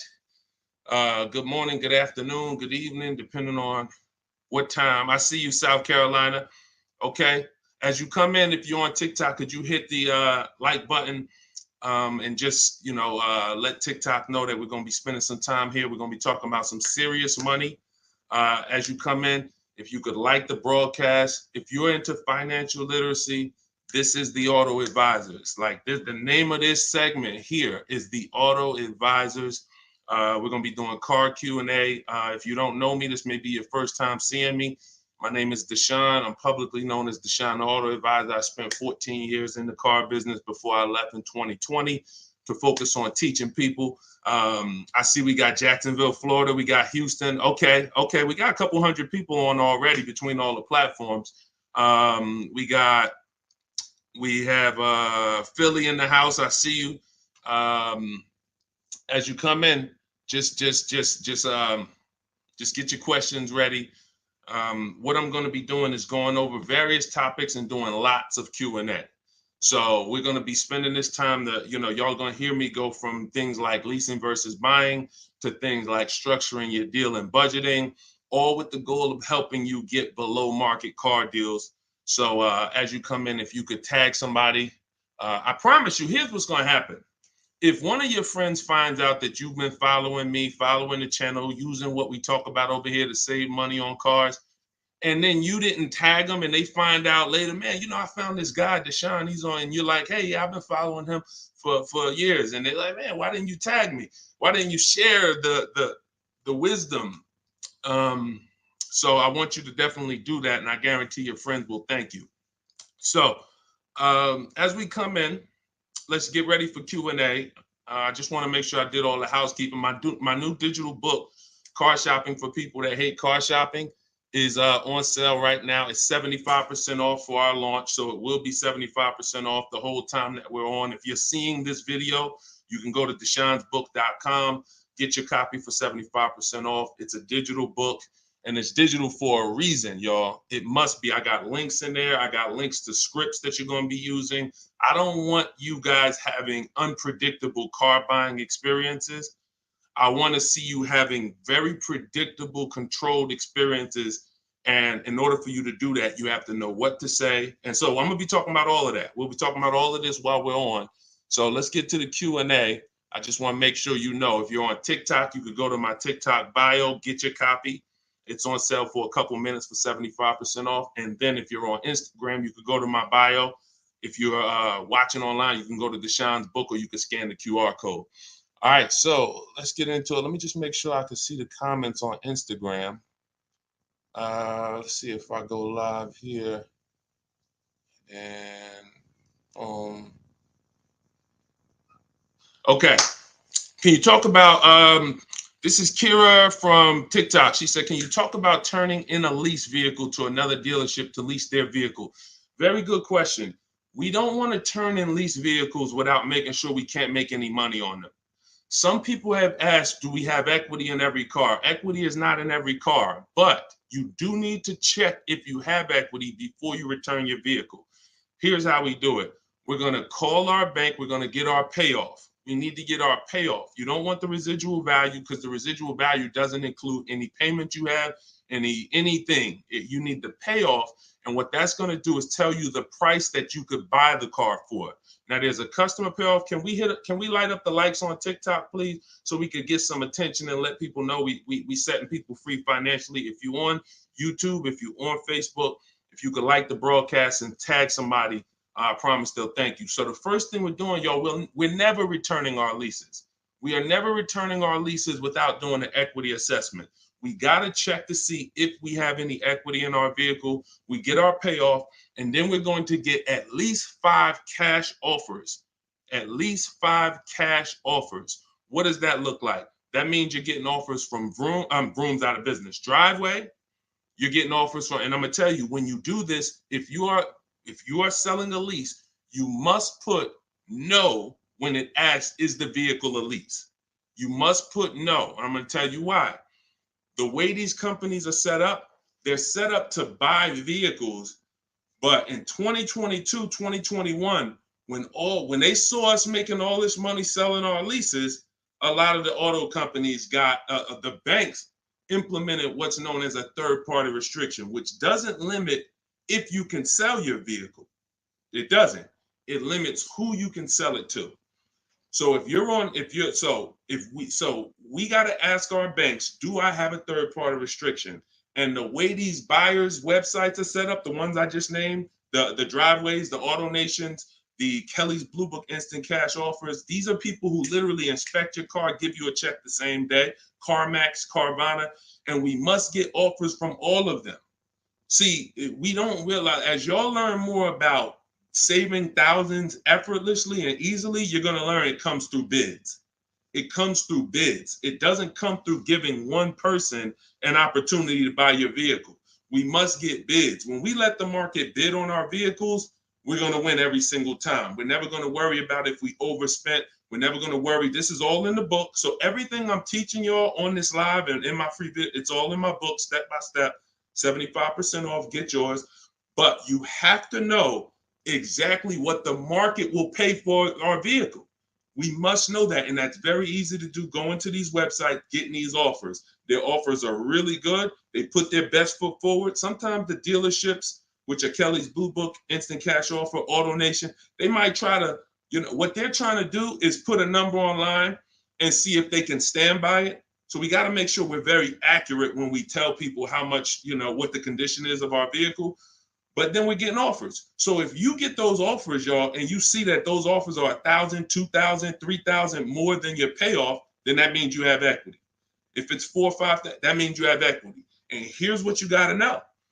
The customer payoff for our leases, when we're done, we're still talking about answering this young lady's question about what the lease in process is. She asks, should we return a lease and lease another vehicle from the same dealer or a different dealer? What I'm trying to tell y'all and get across to y'all is all of our transactions from now on, who we sell our car to, that's going to be different than who we buy our car from. See, y'all know that the car business has programmed us to give the dealership 3 transactions. We're going to buy a car from them. A lot of times we're going to trade our cars in, and then we're going to get our financing from them. What I'm telling y'all is, as you use what I teach and you really want to save thousands and thousands and guarantee your best deal, if you want to guarantee every time you get a car, it's your best price possible, type me in the comments. If you want to just type a G for guarantee. I want to know every time. In order for y'all to do this, we got to start separating our transactions. So I see you, Terry. I see you, Israel. I see. Okay, so we all type in G's. This is what we must do to guarantee that we got the best price car. I see you, Father of Legends. I see you, Johnny Martinez. All right, we live on every platform. So when we are shopping, when assessing our equity is the first thing we do after we decide if we're leasing or purchasing. I'm telling y'all that in the steps of car buying, we got to know what order we do things. It's just like baking a cake. If we put the eggs in first and then we put the milk, and it said, no, don't put the milk in until, I don't know, you've let the thing sit for 10 minutes. You just put the milk in, it's not going to be right? So order is important. Shout out to the sharers. I appreciate it. And listen, I appreciate everybody who shares. I appreciate everybody who helps us spread this message. And in time, we're going to do something great for the sharers, because we can't do this without y'all telling people about it. So this is the equity assessment. We don't worry about what car we're going to buy yet. We don't worry about who we're going to get our loan from yet. Here's why. Until we know what our equity position is, we don't know what we're doing. Example, if you run your equity, you find out you got $3,000. Well, that money is as good as cash in your pocket, or you can put it into your next transaction, or you can put half in your pocket, half into the next transaction. Y'all see why knowing your equity position is super important? Here's another reason. Let's say we have negative equity. Negative equity means we owe more than the car is worth. In my book, I talk about, and you'll hear me talk about it in my free videos, there's only 3 things you can do with negative equity. You can pay it off. I call it paying the difference. You take the highest offer. If it's like $2,000 or $3,000 different, you just pay it off and you're now done with it. No baggage. You can transfer it within limits, though. So when you go to transfer negative equity over, this is where we get to the point where negative equity can either stop our deals or it can literally kill our deal. The bank is only going to approve a certain amount above the value of the car we buy. So let's say we're buying a $20,000 car. The bank's not going to approve $30,000, $40,000, $50,000. They're going to look at the price and say, wait, car's worth 20. We might lend 26, depending on the customer's credit, but we're not lending 30. We're not lending 35 on a $20,000 car, which means if you have $8,000, $10,000 of negative equity, you can't transfer all of that over, because you're going above the loan to value ratios. This is why negative equity, knowing the cause, is important. And there's 2 causes. You don't understand leasing, and you're switching cars with loans on them. If there's an emergency, we understand that. I see y'all. Shout it out. We live. Literally, I see between all the platforms, we got about 400 or 500 people on here right now. So shout it out. Can we get the TikTok likes up? Can y'all keep tapping the screen on TikTok? Let's make some noise over on TikTok. But we're doing great. So this is why we can't move on. But I'm telling y'all, 99 times out of 100, I've been in the car business since 2006. I left in 2020. And it hasn't changed. The cause of negative equity, 99 times out of 100, is you don't understand leasing. You buy cars, you're not keeping them long enough to pay them off and win with the depreciation. It's not just paying off the car. Some people say, oh, Deshone, I pay off my cars in 2-3 years. But your car's depreciated value is what you need to try to avoid. You need to try to avoid taking depreciation hits. And what y'all going to learn more from me is the 8-year rule. I've already done the math. I'm going to show it to you in time, if you just stick with us. But if you believe me right from the start, you're going to win. If you're not keeping cars 8 years, you're losing thousands of dollars not leasing cars. Does not matter how much you drive. Does not matter. Here's why. Here's why. I'm gonna listen. Who was taught? Oh, we all right. We lighting up the likes on TikTok. All right. I appreciate you, TikTok. Appreciate all of this. Let me ask you a question. Everybody on here. Who was taught never to lease cars? Be honest. I want you to type never in the comments. If you were taught never lease cars, if you've heard that from someone, I want you to type that in the comments. Here's why this is so important. This is all in my book. My book is called Car Shopping for People That Hate Car Shopping. It's a digital book. And for the grand opening, it's not a store. For the for the launch of the book, the official launch, we're doing 75% off for everybody. So you could go to my TikTok bio, you could go to my Instagram bio, you could go to deshonsbook.com, or you can scan the QR code and you can get your book for 75% off for a couple minutes. So look, so we have a lot of people who were taught never lease a car, never lease a car. Let me tell y'all how much. I'm gonna give you a little sense on how much that's cost you, and then we'll go deeper. Everybody, let's say you're a person who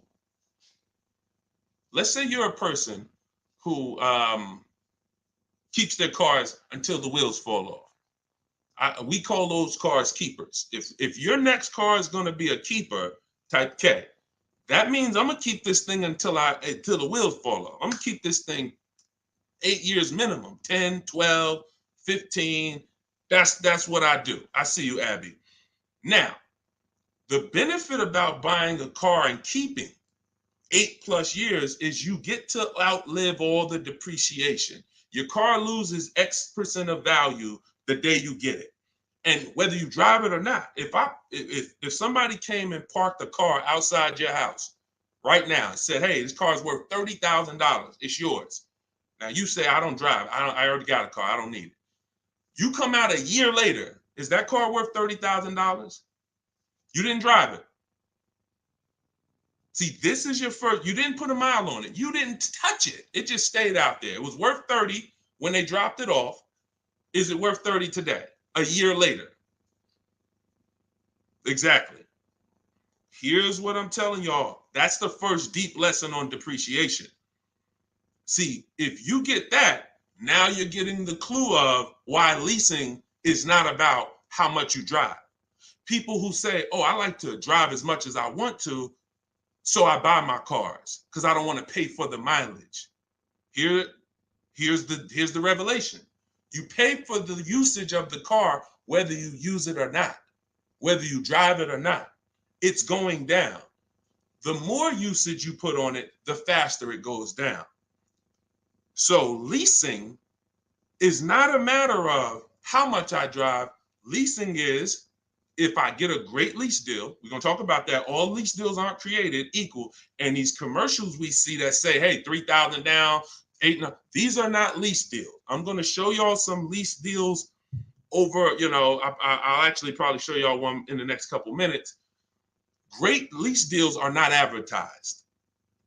They're made in secret. No one really knows about them. The great lease deals are not advertised. Great deals are not advertised. Great deals are not advertised. So you can't judge the lease pricing by what y'all see in these commercials, or it's not going to make sense to you. But when you get great lease deals, it is no comparison. The name of the game is, will I pay less with a great lease deal in depreciation than I would pay if I purchased that car? That is the name of the game. And when I look and see, all right, if I get a great lease deal, I'm only paying 30% of the car's value, 35, 40%, 45%. But if I bought that car, regardless of whether I pay cash, regardless of whether I got a loan on it, the asset, the value of the car is going to go down by more than that. So what we're doing when we're leasing versus buying is we're trying to hedge against depreciation. We're trying to acquire a car that says, based on how I got this car and the price I'm paying for it over 3 years, it's thousands less than if I would have went and purchased that same car and just took the value of the depreciation. And this is what I'm telling y'all. They've hid you can't understand this when you're just tied into payments. And a lot of you know payments have nothing to do. Some of you who are a little bit more financially savvy, you know payments have nothing to do with the deal on the car. If you don't know that, you're going to learn that the more you hang out here. Payments have nothing to do with the price of the car, the deal on the car. That's just the financial tool. That's just what you've attached to the asset. If you go and you overpay $10,000 for the car, doesn't matter if you got a loan on it. Doesn't matter if you did no money down. You overpaid by $10,000 for the car itself. That's focusing on the asset. So leasing, y'all, is for people who don't keep their cars more than 8 years. It's that simple. If you do not keep your cars more than 8 years, you cannot outlive the depreciation that the car is losing. The money, you go out, slap 30 grand into a car, that car is losing money for you every single month. So you're trying to say, is there another way I could get a car where I'm not paying this kind of money? If I'm losing $500 of value every month in my car, is there a way that I can lose less than that? And what I'm going to show y'all is leasing is just the way. So these are the first two steps. The young lady asked the question about returning her lease, but I want y'all to know that that's step 2. We assess, can we make any money on our deal, on our old car? And then, but the first thing we got to do is decide buying versus leasing. Lease the loan. Good Time said, lease the loan car was good. Welcome to everybody that jumped on. My digital book, Car Shopping for People That Hate Car Shopping. Everything, it's 75% off. You can get your copy while we're on here, but we're going to be going deep on Q&A for at least, I'm not even watching the clock. So just go to my TikTok. I don't think you're going to leave the broadcast either. If you go get your copy, go to my TikTok bio, go to my Instagram bio. If you're on Instagram, wherever you're at, if you're on YouTube, scan the QR code or go to deshonethebook.com and get your copy so that we can go deep on this. I don't want you trying to just remember everything that I'm teaching. I want you to have a reference point, and it's affordable for everybody. It's normally $97. Okay, let's go. Things are way too complicated to fix now. I guess you're talking about when it comes to cars, electronics. Another reason people don't feel as confident keeping their cars like they used to is because the cars are getting a little bit more complex. It used to be very simple for you to find a good car, keep it 10, 12, 15 years. There's still cars out there that you can confidently do that if you make sure that you're checking the reliability of the car, checking the longevity of the car. We do this on Google. We have to make sure the cars we're buying are good cars. Then we can certainly avoid, a lot of these cars. But yes, that is a lot of people don't feel as confident keeping cars long term as they used to. How about a lease to buy at the end compared to straight out buying? Cousin Al, that's a good question. He said, how about buying a lease to purchase? Who's heard of that? Who's heard that term before? A lease to buy on a car. You may have heard it with a house. If you've heard that, if you've heard that, let me tell you why that's a bad idea. We're mixing two strategies. See, there's nothing better than for the long-term person than us buying a long-term car, making sure we pay less than everyone else. That we're going to do that. We're going to get, you stay around me, you learn from what I do, what I teach.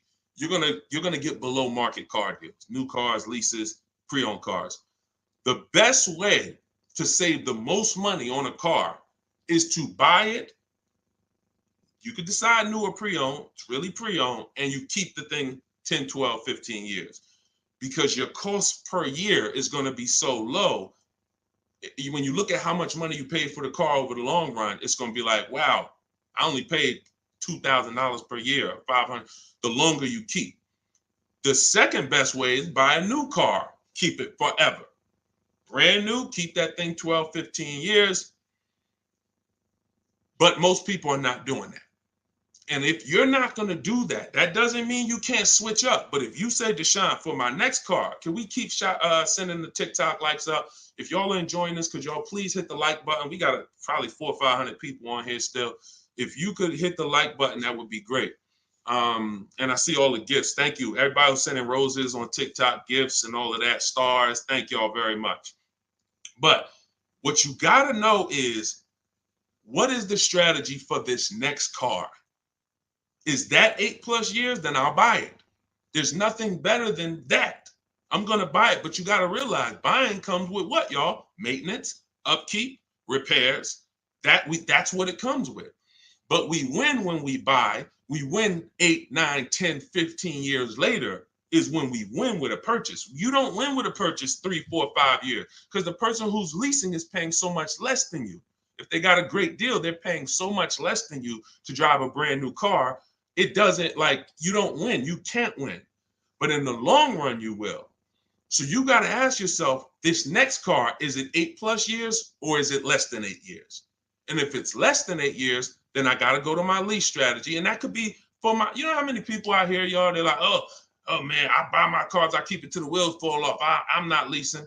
Yeah, but what about your spouse? What about your children? That car you buying for your 22-year-old college student, are you think they keeping that car for 8 years like you are? No, probably not. Then you should be thinking about, you shouldn't even be thinking about, you should be going to the lease play for them. You know how many people have put their kids in a $21,000 car paying $500 a month, $20,000 Toyota Corolla, paying $500 a month because they wanted to buy them their first car, and they go get them a $20,000 Corolla that they could be leasing for $300 a month. And then that kid wakes up in 3 years and they're like, man, I'm paying $450 a month for a Corolla. I don't really like the car. Plus it's kind of expensive. This is what happens. I've seen it millions of times. Some of you may have experienced this. Your first car might have been like that. Maybe your parents went and got you your first car and purchased it. But I'm telling you that if they understood leasing, they could, especially if you were going to pay the bill, they would understand. We're not keeping this car long enough. We should be leasing it. And so I'm going to keep hammering now. I'm never going to stop hammering because we got years and years of bad information that we got to unravel. People who've been doing damage, y'all. Big audiences, big platforms, just telling people, oh, leasing is the most expensive way to own a car. Guarantee you, if I had 10 minutes on them with a live and I bet them $100,000, are you willing to bet 100? Let me just ask you, you sound very confident when you're talking to the public. They don't realize how much money they're costing you. So my question would be, if I can show you that advice you're giving them is completely wrong financially, will you pay me $100,000? Will you take the bet? Because if you're willing to say that, stand on it. That's what they tell y'all. Exactly. He said that's what they tell us. See, and that's why I'm here. That's why it's very important what we do. That's why it's important when you share, when you tell somebody about these broadcasts, when you tell somebody, watch what they're doing over there at the we're coming in to unravel years of bad advice. And a big part of that is leasing. Not the only part, but a big part of that is leasing. But you cannot, all lease deals aren't created equal, y'all. Lease deals are when we shop for lease deals, you must get bids. And I'm telling y'all, you must get bids for everything. We'll talk more about that as we continue to go on. All right, let's get to some more questions. Why are taxes added to a buyout when they're already included in the paid? Somebody said, Christina on TikTok said, why is taxes added to the lease buyout price when it's already included in the monthly payment? Well, it's only included in the payment for the portion of the car you're leasing. So when you're paying for, your 30, 40% of the car, 50%, the better lease deal you got, the lower percentage of the car you're paying towards over 3 years. That's what the tax is calculated on. That back end, which is when the car goes back to the bank or the next buyer, there's no taxes factored in on that. Depending on your state, sometimes they will put tax on the payment, but they're not usually, I don't recall ever seeing a case where they're taxing you on the whole car because you're not using that portion of the car. That's why when you lease, when you look on your credit report, you'll see the only part you're responsible for is the part that you're using. So even though the car might be 40 grand, it might say balance owed 18 because you're only responsible for that 14. You're not responsible for the back end. All right, we lighten up the likes on TikTok. Appreciate y'all. I see you, Lisa Vasquez. Welcome. Kat, I see you. All right, let's go. Let's continue to rotate questions. What happens to my down payment on the lease? See, a lot of people asking about leasing. This is good. This just goes to tell you something. You know, a lot more y'all gonna lease when you understand it. In fact, when you understand it, your next car will be a lease. Quite honestly, unless you can guarantee me, Deshone, I'm keeping it 8 years. If you say, Deshone, I'm keeping this thing 8 years, you go ahead and buy it. Don't think about leasing. Go ahead and buy it. But if you cannot confidently say I'm keeping this car at least 8 years, and you're gonna learn, I'm gonna do a upcoming show where I show y'all my screen.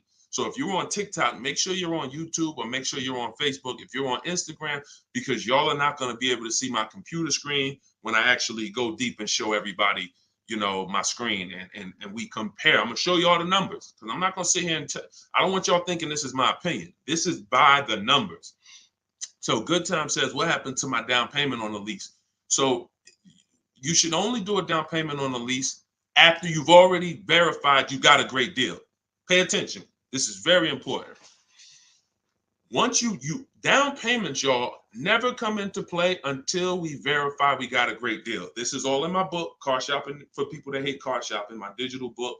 You can download your copy. Go to deshonsbook.com. It's 75% off for a couple minutes. You won't leave the broadcast, but I don't want you to miss the opportunity. The book is great value at $97. But for our official book launch, we're doing 75% off. So you can scan the QR code or go to my Instagram or TikTok bio, get your 75% off book.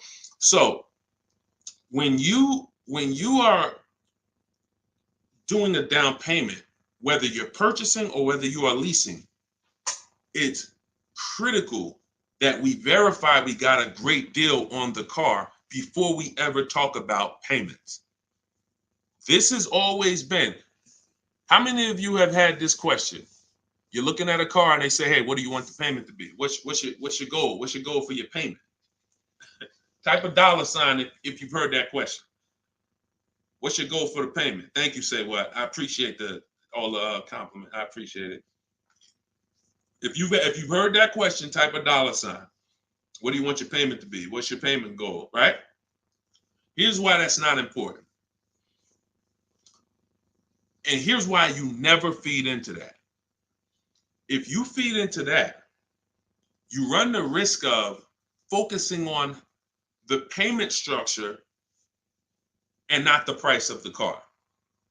You also run the risk of focusing on the payment structure and not shopping for your own interest rate and letting banks bid on your loan. When we do an episode, we'll do a show that is about structuring our deals, and you'll see that when we start getting our financing, y'all, we never want to let anyone run our credit until after we found our car. Because what people are trying to do, y'all, is they're trying to run your credit and they're trying to give you a time limit. Now you have a hard inquiry, but you also have a time limit to go find a car. That's not good. They might give you 30 days or 45 days, 90 days before the approval expires. It's usually 30, 45. That's a problem because now we're out there rushing. But when it comes to down payments, we are only structuring our deals after we found our car. So I teach you how to get bids on your lease. Get bids on your lease, get bids when you're buying a new car. Once you find the dealer that gives you the lowest bid, now you come in and you see how you want to structure the deal. You must get bids first. And the way we shop for leases, I'll tell you about how we shop for purchases too. But the way we shop for leases, we must get all these offers because there's so much money that could be hidden in a lease. It's ridiculous. People would love for y'all to come in and lease and come in and say, oh man, Deshone said, I'm gonna start leasing. Now you go in and they structure you a lease deal. It looks better than a purchase, but it's still not a good deal. So that's why we gotta know when we are shopping for leases, we are always shopping offers with, here's how you shop them. This is in the book, but if y'all want to try to remember this, be my guest. You are getting your lease deals, your offers with first month's payment total out of pocket. First month's payment. When when you shop for a brand new car, you are always getting your offers with tax, title, license, all fees included. When you shop for a brand new car, you're getting your offers from multiple dealerships. I do this online. You can call them.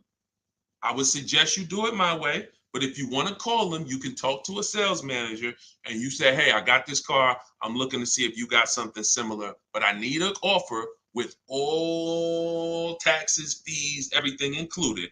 And now you're comparing that. But I would only talk to a sales manager if you're going to go that route.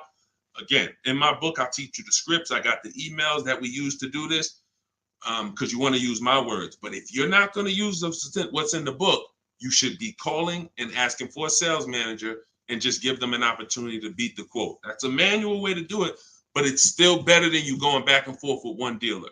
We cannot go back and forth with one dealer anymore because when you start getting bids, mark my word, it's going to blow your mind when you see how overpriced some dealers are. When you see how overpriced some dealers are, it's going to blow your mind. So in order for you to shop your lease quotes, you're shopping your lease quotes with no money down, so good time. When you talk about what happens to your down payment on a lease, well, you're not putting your down payment down until you got a great lease deal. So you get your lease deal, first payment, and then you divide that into the monthly payment. Into the MSRP. Very important. Let me give you all an example. Pull up my calculator. So let's say I got an offer of $500 a month on a $40,000 car. That's what's called a 1.25% lease. You take the monthly payment and you divide it into the MSRP. That gives you a percentage. The lower percentage, the better the deal. And this originated from who's heard me mention the 1.5% rule for bad lease deals? Type me if you've heard that. No, you don't have to tell them you're pre-qualified before you go. It's not even a question. We're just shopping for the price of a car. So you've heard, okay. So, see, and I looked at another question while I was in the middle of answering one.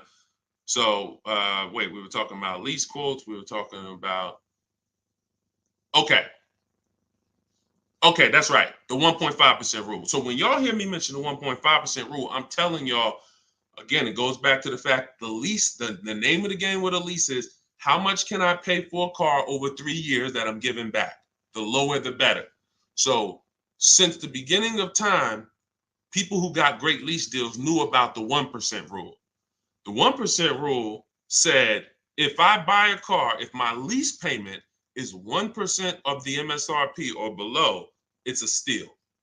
So if I'm looking at a $40,000 car and my lease payment on it, 12,000 miles per year, is $400 a month, no money out. No money. I know that y'all may have been taught, yo, you got to put money down when you lease. That is a lie. I'm going to be peeling back a lot of lies, a lot of misconceptions, a lot of bad belief systems that we've picked up, and we're going to tear those down. So money down with a lease is absolutely not a requirement. So when we're getting our lease deals, example, 2018, I leased a 2018 Jeep Grand Cherokee Laredo. It was $35,000. I gave him $330 a month and I drove off. That was my payment. 39-month lease. We'll talk about in the future. We don't do 4-year leases. We'll talk about that in the future.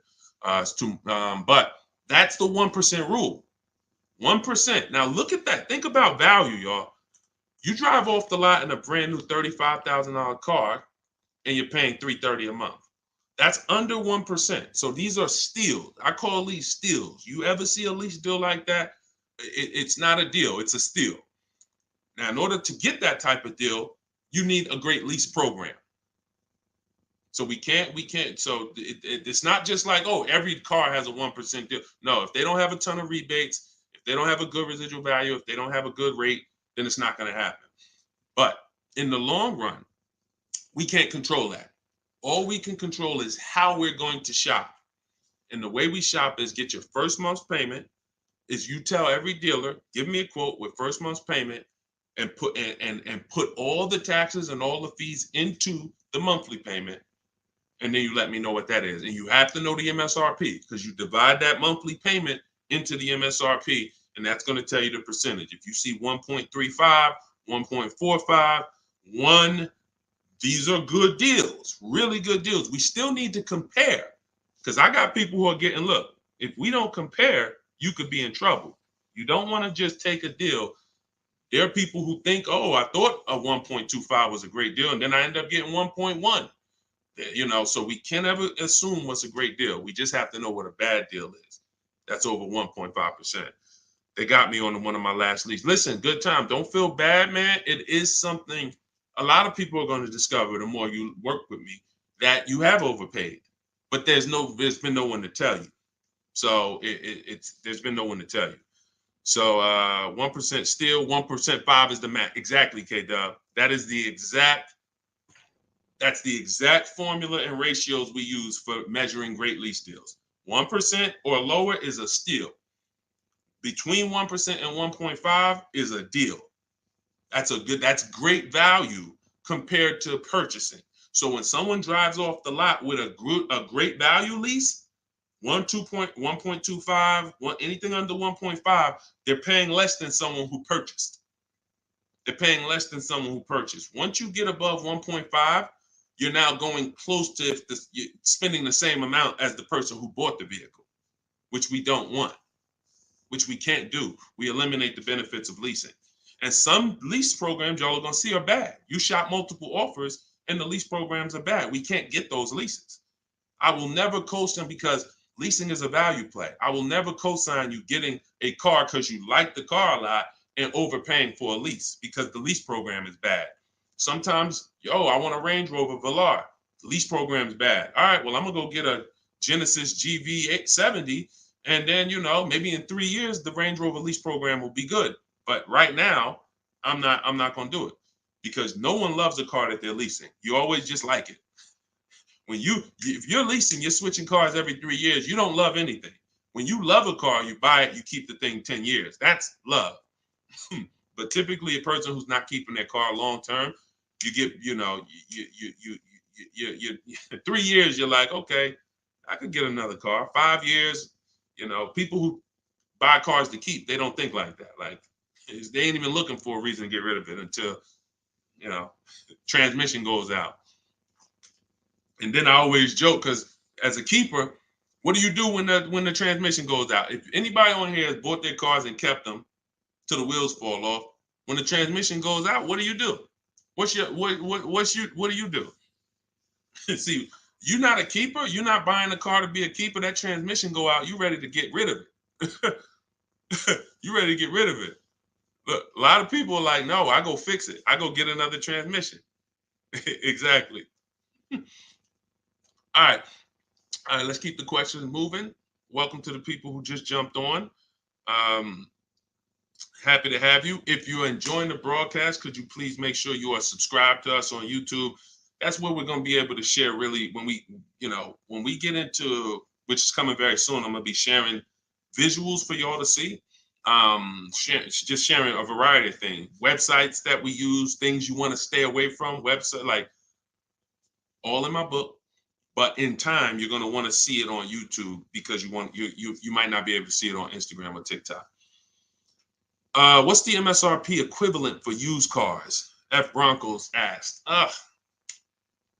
Here's what who's purchased a used car? Type a U. If you purchased a used car before, type a U. Type a U if you've purchased a used car before. Okay, I see Al Boogie, I see FL Bronco, I see Amor, I see Justine. Okay, every platform. Ebony Eyes. Okay, Larica. All right, I'm gonna give y'all the biggest. This is gonna be major, y'all. And you're gonna see, like, wow, how the heck could we even know we're getting a good used car deal without knowing this? Tell y'all how important it is to have the original MSRP of the car you're purchasing.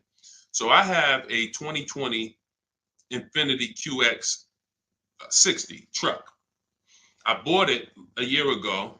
It was 3 years old. Now I saved 42% off the price when it was brand new. Here's why it's important. We don't know when we're shopping on these used car websites. I call them marketplaces. Y'all are going to hear see in my book, if you do get my book, or even in my videos, you'll hear me talk about the multiple marketplace strategy, where we're on these used car marketplaces. We got to be on all of them. But here's what they try to sell you on, because it's based on who's paying them. They're trying to sell you on market value. They're the true way to buy a pre-owned car, after you check to make sure it's a good one. But I'm talking about, how do we know we got a great price on it? We must know how much it was brand new. We must know how much the car was brand new. Give you an example. I was looking at this Infiniti truck. I had narrowed it down to my top 3 or 4. I think I narrowed it down to my top 4. Now they're all white. They all look similar. They're all in similar price points. How do we choose? This is where we usually are stuck. And this is where we usually make a bad decision. I'm going to tell you why. I get the MSRP of these cars. By the way, my special strategy for getting the MSRP, one of them is to go to the dealer's website. Most dealers have a contract with Carfax, and that car will be on their website. That's my first line of defense. Again, everything I'm talking about, y'all, I don't hold back. It's in my book, or it's going to be in my free videos. But some people want everything in one spot. One spot, step by step. That's what the book is. 75% off in my bios, or go to Deshone's book or scan the QR code. So I look and I pull the MSRP, the window sticker, for all of these vehicles, and what do I see? The 4 vehicles, the original price of them, one is 46, one's 48, one's 52, one's 54. Why is this so important, y'all? They've taught y'all to buy used cars based on what? Nothing. This is what we're asking for the car. Okay, I think I see some less than that. If all of these cars were 31,000, but one was 54, that's the best deal. In fact, none of those other deals are even close. That car right there has more packages in it, more equipment in it, special features in it. Those other cars don't. So the percentage of the discount that I'm getting off the car is higher here. Does not matter what the dealer's asking for the car. See, we've been taught, you go and you focus on trying to get the dealer's price down. That is true in some cases. But what's more important is I need to know, based on what the dealer's asking for the car, how much off MSRP, original MSRP, am I actually saving?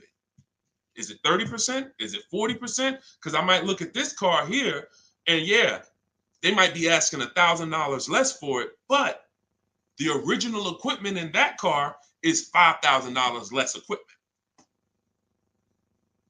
This is why it's very important. It's critical. I would not buy a used car, and I would never recommend you buy a used car without seeing the original MSRP, so you know, one, what's in the car, what features it has, but more importantly, I cannot determine who saved me the most money. I can't determine who gave me my best deal without knowing what the car was originally priced at from the day it came into the country. And y'all, unfortunately, and I hope it's nobody on here, but unfortunately, we probably do have it, where during the pandemic, people were paying 90, 95, 100% of value for used cars. When I mean a Toyota Camry that brand new was 30, they were paying 29 for it, and it was 3 years old. See, I call this true value percentage, TVP. Y'all are going to hear this. We call this true value percentage. We can't look at a used car. See, once we see, wait a minute, based on the new price, the car when it was new, you charging me 95% of the car's value, and it's 3 years old. Once we start looking at true value percentage, car was brand new 30, you asking 25. Okay, you knocking this percentage off. This is how we make sure. Now look, that doesn't help us get quality cars. That doesn't help us stay within our budget. We'll talk about that in the next hour. Because what I'm going to be doing is I'll be doing these shows throughout the day in our segments. So what you'll see is every time I come, we'll do if there's something that we want to tie up, we'll try to do it in both hours. Again, it's very tough to go over all things and then do Q&A and just get it done in a couple minutes. So some things may continue to the next hour, but once y'all get this, it doesn't change. So although some of this might be brand new to you, I'm sure it is for a lot of you, having a system for how you shop, boundaries. But once you see how this thing works, it doesn't change. That's why I could write a book. That's why I have a library of videos that are step-by-step. The step-by-step version of my book is the Cars from Home video library, because I know we're so ahead. The car business is so old. I don't have to worry about this changing in the next year, 2 years. If anything, like Vroom went out of business, we adjust that. I might adjust that one section because Vroom's not in business anymore. But the way we teach you to purchase cars to guarantee you pay less than everyone else, to guarantee you save the most money on your loan, to guarantee you get the most money for your old cars, that's not going to change because we are just too far ahead of what the car business is doing. Welcome, welcome. Blessed said, I'm new here, been watching your shorts. Great job, homie. Good looking out. Appreciate you, man. Thank you so much. If you're not subscribed yet on YouTube, could you make sure you subscribe? Everybody who's on any other platform, if you could subscribe to us on YouTube, that's where we'll be, able to put a lot of our widescreen stuff so y'all can see. We're gonna teach, but what y'all gonna see, even in the book, it's not teaching and then you're trying to memorize it. It's just shop different. When you shop different, you'll see, oh, this is a better way to shop. And then you're going to learn by doing. It ain't learning by memorizing. Hey, thank you, Sonny. Said, just purchased my ebook. Thanks for sharing. My pleasure. Everybody could get it for 75% off in my TikTok bio or my Instagram bio, or you could go to deshonsbook.com or scan the QR code, no matter where you're at. Let's see. I'm new here, but hold on. I got that. Hold on. Let's go. I still can't see the questions on Instagram. For some reason, I can't see the questions on Instagram. We got to figure that out. Now, here's what I will say. If you stay on long enough, somebody's going to ask you a question, because a lot of you, it's going to surprise you, but I know it. We've been working with people long enough to know a lot of you have the same situation, literally. So you stay on, even if you don't, your question doesn't get answered, you'll hear somebody that's, oh, that's the exact same situation that I'm in. Josie said, I really need help. I'm interested in buying a 2001 H1 with 70,000 miles, 75,000. Should I go for a 40,000 of 50K? I don't really understand that. I really need help. I'm interested in buying a 2001 H1 with 75,000. Should I go for 40 or 50K? So I'm guessing you're saying I'm buying a 2001 Hummer with 75,000 miles, or either is that asking price is 75,000? Should I go for 40 or 50K? No, we go for whoever wins the bid. See, we can't get into, here's where this could hurt us sometimes.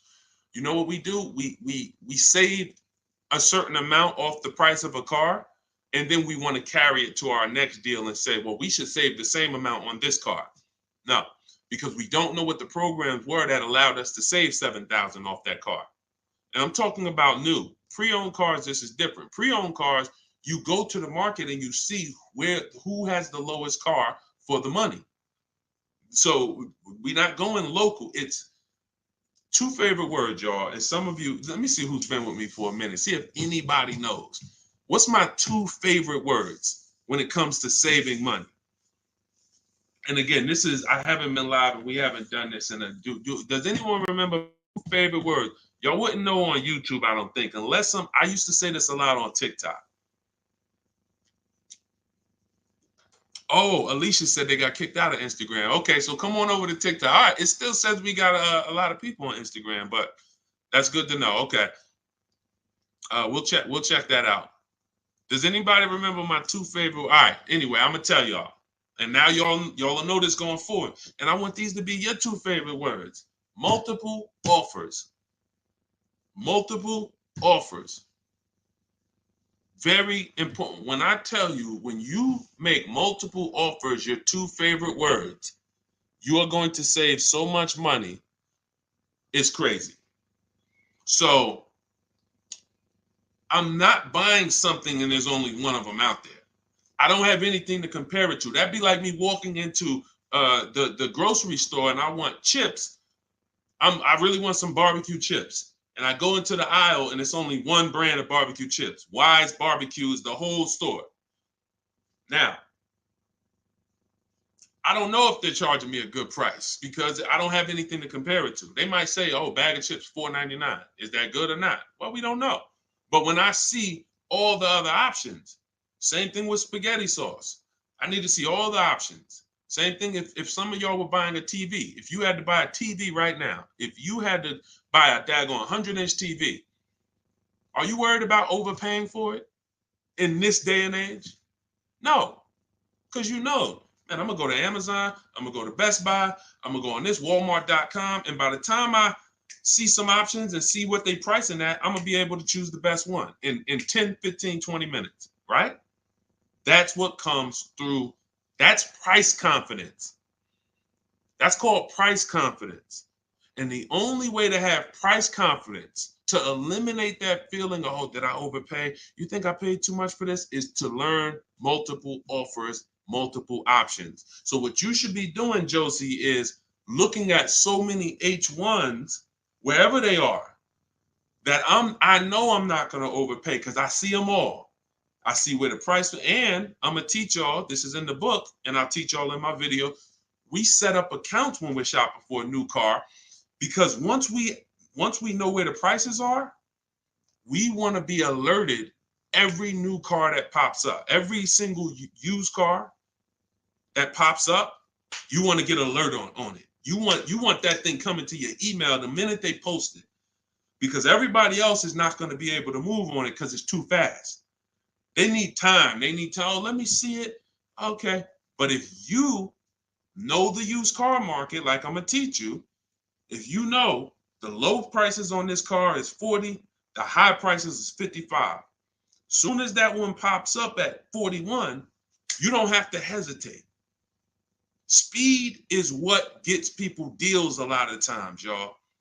I've sat in front of people and I'm literally offering them, and this is back when I was in the dealership, and I'm literally offering them, like, the dealership is making no money. That's how good of a deal it is. And I'm like, listen, miss, like, I'm just telling you, we're making no money. We gave you everything. But they didn't take it. And I'm going to tell you why. I can't blame them. They didn't have enough other offers to feel confident that what I was giving them was the best. That's the problem.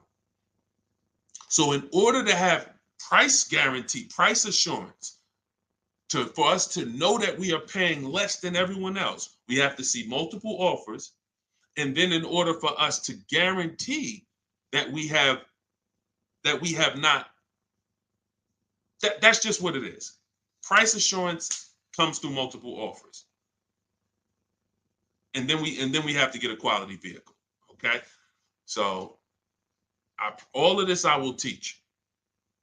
It's hard to get, maybe like a lot coming at you at once. That's why I would love for you to get the book, Car Shopping for People That Hate Car Shopping, so you could dig into it, so you can see that everything I teach is methodical. I don't want you trying to remember this. Get the book, take your 75% off for the launch of the book, and then dig in and you'll see, wow, he has this thing set up in systems so that I don't have to be trying to remember what to do. I don't want y'all trying to remember what to do when you're out here shopping for your car. I want you to have a roadmap, a blueprint, and that's what 7 Steps to Saving Time, Money, and Avoiding Dealerships is. Thank you, Curtis. Appreciate it. 10-4. Oh, 10-4. Thank you for the guidance. It's a rare vehicle. If it's a rare vehicle, that's fine, but you don't want to overpay for a rare vehicle. You need to see enough of them to know that you're not overpaying. You don't want to sit there. You know how many people got a rare house? Your value's down. I got a rare house. So if the value is going to be down, think about it. If it's rare buying, then it's rare selling too, which means your market, when you go to sell it, if you go to sell it one day, is not going to be huge. That's not a car you can sell in 24 hours unless you just want to blow it out price wise. But in order for you to make sure you don't lose, you got to make sure you buy right. You can't overspend by 10, 15 grand. So just make sure any H1 in this country, you know the price of it. That's all. If I see one over, it could be all the way over on the other side of the country. If I see the price, then I know what the market is. It doesn't matter if it's over there. If they're asking 10 grand less and it's a good car, has great service records, has great title history, has great accident history, doesn't matter. That shows me that's the market price. All right. Thank you, Josie. I'm glad. Enjoy it. You're going to be able to get to any car you want. And you have so many strategies in there for later. If you're buying a used car now, it's in there. If you're going to be leasing, it's in there. If you're going to be buying, you're going to know, all right, man, I want to get a lease for my spouse. Or, hey, you know what? I'm going to get a lease for my kid. Or you just might buy everything. But sometimes you might want to buy brand new. Sometimes you want to buy pre-owned.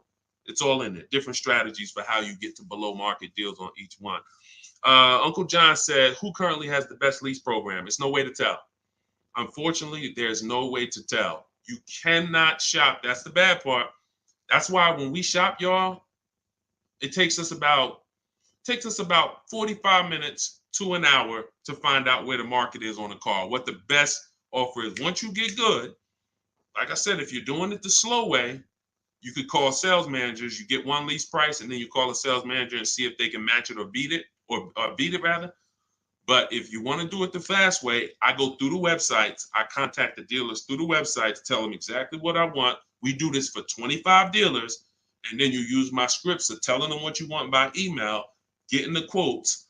And you'll know in a matter of an hour, hour and a half, where those offers are. But there's no other way. Because again, great deals aren't advertised. They're not going to advertise great deals. They'll advertise lease offers where they make money. You know, hey, bring us 35 grand. Bring us 3,500 plus taxes and fees, and your payment's $479 a month. Yeah, but you're putting down $6 grand to get there, and then no, those are not good deals. You're paying too much for a car you're giving back. So yeah, and so we'll cycle through various topics. We spent a lot this hour talking about leases, talking about leasing versus purchasing, and hitting a couple things. But what y'all will see is we'll do themes kind of each hour. I'm gonna come back.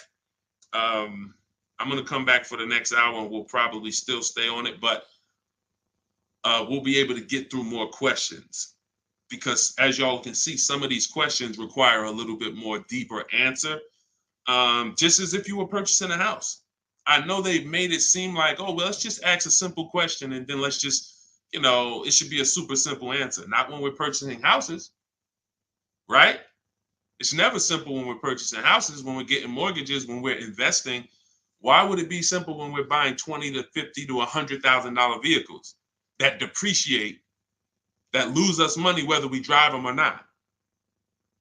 That's danger. You got a real lesson on the dangers of depreciation in this hour. Like, ridiculous. You drive a car, buy it, park it outside, come back in a year, car's worth thousands less. You never drove it, never got behind the wheel one time. So when you have that type of product and you're coming into your household, it can drain you of money if you don't structure your deal in a way where you've minimized your losses. The name of the game is to minimize the amount you're losing on these cars. Cars are depreciating assets. You can't make money on them. We did have a wave for years where we were making money on cars, but that's because the resale values of these cars, it was a once in a lifetime historic moment when all of our cars were worth 12 grand, 8 grand, 15 grand more than what they would normally be worth. So, those who cashed out did very well, and we were part of the group who were really spearheading, helping people cash out while the market was high. But unfortunately, people bought while the market was high too. So this is, you know, we'll be talking more about these things every hour. So lease good for bad credit. Now, what you're gonna have to do is set yourself up. If you can't qualify for a lease and you know you should be leasing, then now your goal is to now get prepared to lease. That might take you a year or two, and we're going to talk about how we buy an inexpensive car to get set up for a lease. We don't go out and buy a $20, $30, $50,000 car when we know credit's not where we want it. But if you give me a year or two, I'll get myself up to a 650, 670. I'll use an inexpensive car to build a good payment history because I'm paying more for interest because my credit's not good. So the last thing I want to do is buy an expensive car and have a higher interest rate. Now, when I go to switch out of that car in 2 years because I'm ready to get my brand new lease, now I got 10 grand of negative equity. That's now, first it was credit stopping me from getting the lease. Now I got too much negative equity stopping me from getting the lease. These are two things we want to avoid when we're trying to set ourselves up. And the way we do it is we make sure we buy the least expensive car we could get a loan on. We want the smallest loan possible. And then we get a reliable car. And our plan is to switch out of that car in 2 years. Make the payments, pay the higher interest, but that's okay. Because in 2 years, I'm driving something brand new off the lot and I'm leasing it. So that might not be the ideal car. In fact, it shouldn't be. But some people go and say, well, if I got to do that, man, I'm going to go and get the Dodge Charger with the Hemi engine, and now you're buying a $30,000 car, $25,000, and you're putting that interest on top, and now you're buried. So you're not going to be any closer to getting a lease in 2 years than you are today. We don't want that. You got to bite the bullet. And if you got a ton of money, I'll show you how to get it done, and you can get a little bit of a nicer car. If you got bad credit, but you got 10 grand, you don't have to get a $10,000 car. But we need to work these things accordingly because the key is a small loan, reliable car. That's the key. Okay. TikTok's telling me my live's going to end in 60 seconds.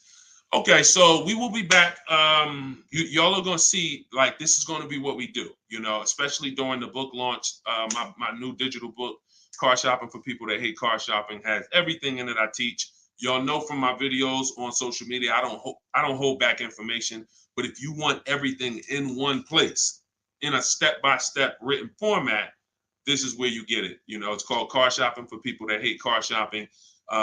7 steps to saving time, money, and avoiding dealerships. And that's going to allow you to take what I teach, mastering the art of shopping from home, mastering making dealers and banks bid against each other for your business, and so that you can be confident. But please make sure you subscribe so that you can get, and if you're on our email list, you'll get notifications of when we go live so that you can make sure you jump on. If you're in the market for a car, we want to make sure you are armed with everything you need to save tons of money. So thank you, We West Coast, a lot. Appreciate you. Instagram, we're going to get y'all involved because somehow I'm seeing some of the questions and some not. Now the questions on Instagram popping up. That is so weird. But I trust that y'all got value because, again, many of you do have the same questions. So we'll be back in the next hour. You'll get a notification if you're on our email list. Jump on. But if you get your book, I hope you enjoy it. I can't wait to hear your success stories. And I'll see you shortly.